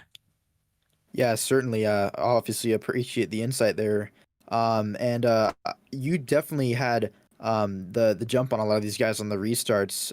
But you also took a lot of interesting pit calls compared to some of the other guys where they took 2 tires, for example. You took 4 tires quite often. And do you think that you would say that you attribute your ability to run up on these guys? Obviously, there were a lot of cautions, but you had a lot of race pace. And would you say that those 4 tire calls definitely helped with that ability to get up towards the front? Oh, 100%. I mean, at least with this tire model, you can survive off of 2, but you mainly only want to do that when you know it's going to be a shorter run. And I know we were setting ourselves up for longer runs of the race. And, if I came down to pit with about 20 to go, yeah, I'm taking right sides. But, we're still 100 laps back. So I'm going to come and take 4, and we're going to try and ride it out to the end off of 1 tank. Yeah, that's good stuff, man. And really quickly before we let you go, tell us a little bit about your paint scheme, and then if you have anyone else that you'd like to shout out or thank. Oh, I don't even know. I just took this John off of Trading Paints. Kind of an RCR team, if you couldn't tell in a way. But I don't even know what you just said after that. But yeah. Oh, thank people. Oh, yeah. Thanks. Well, yeah. Well, I wanna thank Finnegan Myers for being a very understanding person about the contact. Very, very understanding. And then Ortega, he ran a good race. I mean, I literally, despite the fact that I kind of did some things I shouldn't have done after the checkered, I wasn't necessarily in the heat of the moment. Things happen, but I'm not necessarily mad at him at all. I mean, he literally just did what I didn't and capitalized on it and won the race because of that. So, I mean, hands out to him. He came from the back like 4 times up to the front. So, I mean, I can't even be extremely mad about that. So, I mean, and then I don't know who else I got to thank. I mean, I guess Max for being a good person and trying to work with me a little bit there throughout the race, and obviously you guys for broadcasting the race. So I appreciate that. Yeah, well, we appreciate you, Mr. Quill, and obviously, yeah, looking forward to seeing you out on the racetrack in the future. And yeah, have a good rest of your night, and appreciate your time. Yep. Thank you. Will comes home. Pete talk to Max Ford, driver who's locked himself in championship race next. At said just eking out 48 Martinez in the. Hey Max Ford, it's Christian and Matthew up here in the booth. Got a copy? I got a copy. Well, coming home P3 is kind of a understatement for the things you probably had to go through tonight to not only lock yourself into the championship, but just get yourself up to a podium. So, first of all, walk us through your race. Walk us through what it was like, knowing that you kind of had to, in some instances, tiptoe around your way this track to give yourself a good chance to get a good finish here. Honestly, I don't even know how I got in that position again. Like I should have. That incident with Aaron was, I thought it was ender. That was a playoff ender, but I only had a minute damage. Got it back. I knew I was better on long run than Jacob and Tyler. I was second place car, maybe first. Getting that spun, me getting spun really hurt, like momentum, I guess. Got it all back. I tried really. I think one run I really tried to push just to get up to NMJ and Sky High and NMJ. They were doing whatever they could to put me in the marbles to block me. As a lap car, Tyler was blocking me. Uh, it was gonna be hard to pass them, and I think at one point on this, it was like being like the third to final run, whatever. Uh, Tyler is in between me and NMJ, and I have to give him the bumper to get over, like to get by. There's no other way I'm gonna pass him, and I just had to do what I had to do to get to NMJ because it's a playoff ender. It's like you win, you go home, or pass him, go home. Like it's stuff like that. And honestly, with NMJ, it was fun battling him. I did not mean to have any incidents with him. I didn't have any. He got unlucky. I got unlucky with some incidents. I wish we just could have ran it out all green to see who was faster. Genuinely. Definitely agree. It's a tough scene to see, someone like let's get his playoff by something out of his doing, something out of your doing. Honestly, I'd rather you two battle it out and see who got out on top. But speaking of the incidents, you also had your fair share of incidents tonight. What was the mindset, of just keeping your head down and trying to drive through your way through the field? Like, what was that emotion of just getting get caught up in stuff that, for I would say 95% of the time was out of your doing? Honestly, I don't. I just kept my head down. I think I spoke like 5 words to my team that whole race. I just hunkered down, tried to get going. I tried to make passes when I could, try to get out of the incidents I could. Uh, there was a wreck. I slowed down. The only one I didn't slow fully down, because I knew I had to get by or else I was going to get in the wreck, was when Finn spun. And I gave a lane for NMJ to get through, and I don't know what happened with him. I guess he thought he was going to go down, so he went high, but then he faked out. But honestly, I'm happy with the result I got, and I'm happy that I'm in that championship. But I was really hoping that Ortega and Quill wrecked each other coming to the line there a lap before, so I can just sneak on by and get the win. That would have been really cool to see, at least on a broadcast, just theoretically. But obviously, we saw the 40 take it home tonight. But looking into next week, obviously, first of all, congratulations on making your way into the championship for over, an MJ here. But racing for a championship this Monday in the trucks at Homestead, and then coming back here in the Cup Series and racing your way into the championship. What is just the mindset? Obviously, going in there. Obviously, pretty stressful night tonight. Just having the points race for the most part. Now coming in at Homestead, where it's just winner take all. Honestly, I just gotta lock in like how I do for Cup recently because I mean, if you look at my stats, coming in the playoffs, I was not the best driver. I did not really practice too much. And once playoffs started, I ramped it up, led laps. I think I lead the stat for most laps led since the start of the playoffs. Let's see, what was first race? Pocono, I should have won. I think Iowa, I should have won. Watkins Glen, I had a top 3 run. Michigan, I had a top 5 car. Kansas, I should have won if the strategy went my way. A lot of these races are either I could win and I'd somehow choke it. So I think I need to learn just not to choke the very ending. And coming up for this week, I just need to lock in practice like I usually do. And honestly, I think I'm the underdog here, and I think I'm probably the best one in this field for the championship 4 besides Logan Brink. And just looking at Homestead Journal, obviously a lot of things you can do in this car here, whether it's rip the top, rip the bottom.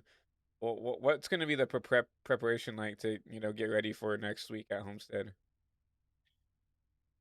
I just got to run laps. I'm going to be honest. I just got to practice my long runs more. I knew before coming to playoffs, I mean, everyone knew. Mostly Tyler was critical of me saying, oh, I don't save on long runs. Once playoffs started, I started saving on long runs, and look where I am now. So I think I have the best momentum heading into Homestead, personally, and I think just practicing lap by lap, getting quality down, and then getting my long runs down, I think I'll be a car to beat. Sounds like a plan of action going into next week. Obviously, racing for Truck Championship on Monday, and then coming back here on Saturday to race for the Cup Series. So it looks like you got a lot on your plate this coming week. So we'll let you go to get ready for these 2 championship runs, and hopefully we can talk to you a couple places higher, maybe up in here in Victory Lane. Yep, thank you. Yep. Have a good rest of the night. You too. Max Ford, that rounds out your top 3, but we were asked to talk to as many championship 4 drivers as we can. It looks like before Scott Brink, the building. Obviously, he won his way into the championship 4 last week at Kansas, so decided not to show up for Bristol. Can't say I wouldn't blame him, but we do have Tyler Holmes still interview. Comes home P7, but still has locked his way into the championship based off a point. So congratulations.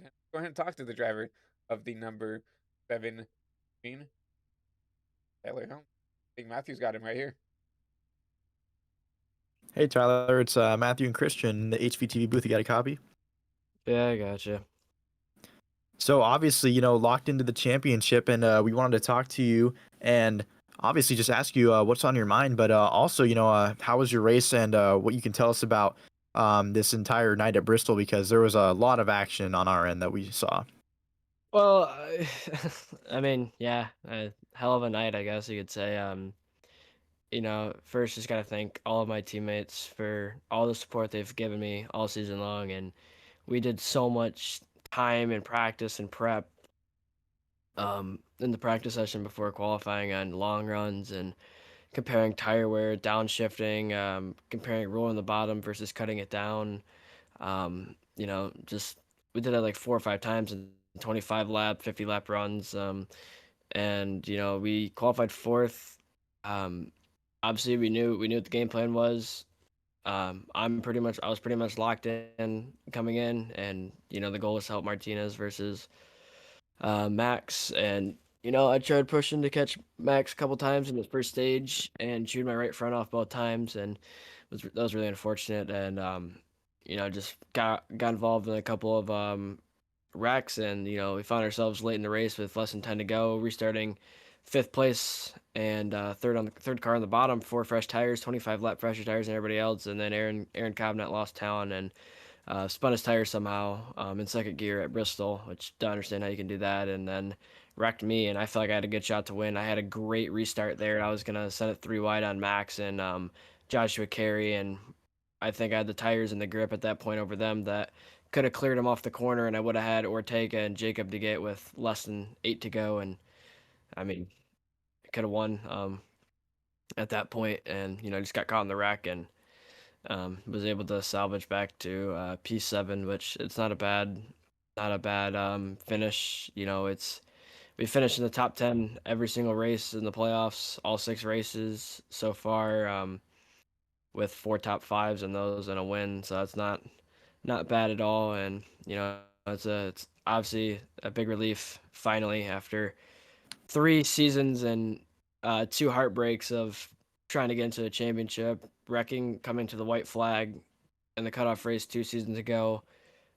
When I had it all, I was 6 points to the good coming to the white flag, wrecked it, lost my opportunity to go race for a championship. Last season, missed it by 2 points over my teammate now, Nicholas Martinez Jr. And hearing that I was in and that I was pretty much locked in middle of the race is a huge relief. It's been so long of just trying. So being locked in is obviously best thing that could have happened. Feel we failed a little bit as a team to get Martinez in. Just a lot of bad luck. We did everything we could have done throughout the race, and just a couple unfortunate things at the end. And it sucks. I love the guy, and I wish he could have been there with me in the championship. And now we got Max. So I think Martinez gives a better fight, a better threat to me to win it. But I'd rather one of us win it after the teamwork we've had all season long versus Max winning it. Yeah, definitely. And thanks for the insight there. Obviously, a lot of ups and downs for the team today, but talking about the championship being at Homestead and obviously all the work that went into tonight's race of Bristol, are there any things on your guys' docket moving forward for getting ready for that championship, whether it be you personally or as a team just trying to utilize all the resources at hand for that championship race? Yeah, I don't think Finn's gonna be there next week, which it sucks. Love the guy, and it's he won't be there, so we're losing one of our best guys for the week for the race. Obviously for me, I know I'm going to be putting in a lot of practice this week. Hopefully Chase makes the session already, so I know what the conditions are. I'm gonna put a lot of practice into it. We ran Homestead once this season, and can't really say much from it. Had damage from the start, and it was a tough race. All I remember is setup was very loose, or not very loose. It was tight in the corners, but it was really easy to spin. I'm not really great at Homestead in the next gen car. I think it's really my worst. It's honestly my worst mile and a half. So sucks that it's there, but championship comes down to one race in this terrible format. So maybe there's a moment where Logan and Ortega wreck each other. Maybe if we have an opportunity to win, we're gonna give it everything we have. But first we have a championship Monday night to go win in the trucks, and hopefully we can go win. Both go win 2 championships this season, and it's gonna take a lot of effort, a lot of time, a lot of practice to be able to go win it next week. I know Logan's gonna put in some practice. I know Ortega will be, and Max will be, and everybody's gonna be practicing to try to go win that championship, especially with the payout that there is as well. And we're one race away from winning our team championship as well, so that's also important, and that's also something that we need to get done. Yeah, certainly a lot to look forward to for y'all. And before we let you go here, just wanted to ask quickly about your paint scheme and if you had anyone else you wanted to thank here tonight or shout out. Yeah, first I gotta thank the guys at Precision Speed Solutions. They're love all the guys over there. They're amazing. They give great setups, and it's just a great group of guys to be around. Giving me this beautiful car that I've been driving as of recently. Gotta thank my team owner, Chase George. He's been there. He hasn't been there in as of recent seasons, but he's been here most of the time this season, and he wants what's absolute best for us. And just gotta thank my whole team, all my teammates. Trent Wilkin, Nicholas Martinez Jr., and Finnegan Myers. We're gonna be one hell of a team. We're gonna be the team to beat next season. It sucks that we bring 3 guys in the round of 8, and only one of us gets through. We knew not all 3 of us were gonna get in, but the hopes were that 2 of us, and it's P7 finish. I didn't even really. It's the first time I actually looked at my result. I didn't realize it finished 7th, and I don't know. I'm hurt and upset. I wanted Martinez to be there with me, and he deserves it. And we've worked together so unbelievably well all season long, done everything we could to help each other out, and just the team to help each other out all season long. And it's very very unfortunate that he couldn't be there with us to go in the championship. But I mean that's all the focus is on me now to go get it done for the team. And I know I got great teammates that are going to do everything that they can to help me out today, and or not today, to go help me out next Saturday. And hopefully we can go win the championship. And just gotta thank all the guys on the track as well. With we don't have a race if people don't show up, and then you guys for streaming as well. And just it's I don't know, I'm a little hurt right now from him not being in, but we're in it.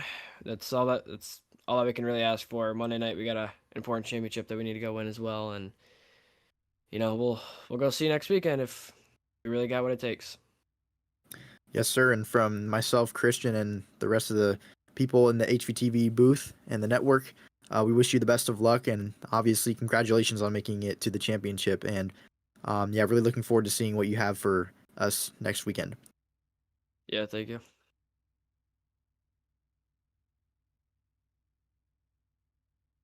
Appreciate Tyler Holmes for talking to us. The third driver to get into the championship. Obviously, we talked to Max Ford, final driver to lock himself into the final four at Homestead. But Matthew, and what a race, what a set of circumstances, right? Obviously, talk about not only just Bristol in itself and the chaos it brings, but Bristol in the playoffs, and not only that, Bristol in the playoffs where there's two drivers, fighting tooth and nail to point their way in to that final spot on points. I mean, yeah, we really did have it all today. We were really treated to something special with, obviously the Bristol night race, really cool to obviously have an opportunity to be here and see all these cars racing under the lights. But obviously, all of the playoff considerations and all of the implications that we saw throughout the race with all the incidents, we had a lot of yellows, but then we also had some really good green flag runs. We saw comers and goers, and then we also had, we had some pit stops where there was a lot of different strategy at play.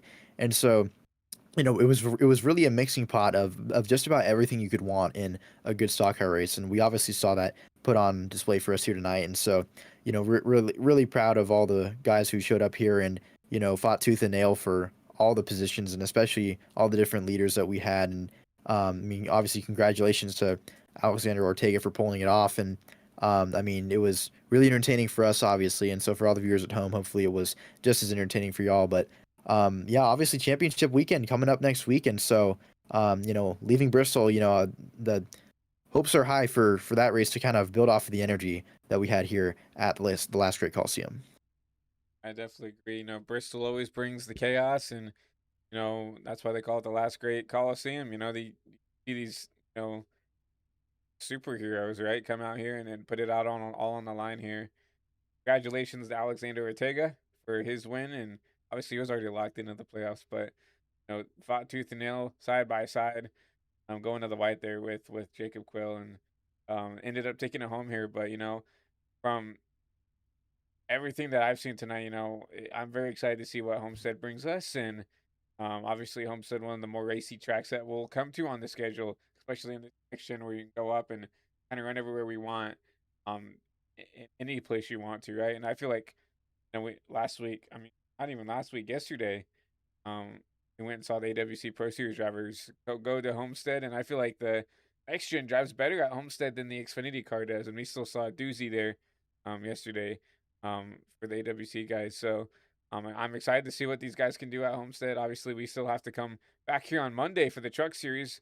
We'll have Riley Maxwell in the booth with me, and I'm excited to see what they can do here. But from everybody over here on the High Velocity TV side, myself, Matthew Prochaski up here in the booth, everybody over here involved with the network, whether you're here or not, we appreciate everybody coming out. If you wouldn't mind dropping a like on the broadcast, sharing the broadcast with friends and family, also hitting that subscribe button over here on the High Velocity TV YouTube channel, young and growing, and we're just trying to get some, our name out there and show that we can do good work here on the sim. But lastly, everybody here, we appreciate everybody coming out. We appreciate all the chatter and stuff. A lot of chat engagement tonight, and I was super excited to see that. But yeah, once again, congratulations to Alexander Ortega. He takes home the win here from Bristol Motor Speedway, and we'll see you guys here next week right after ICNF Cup Series, the crown a champion here at Homestead Miami Speedway. Hope everybody has a great rest of their Saturday. Enjoy the Cup race tomorrow, from Atlanta Motor Speedway or Echo Park Motor Speedway, whatever you want to call it. And we'll see you guys soon.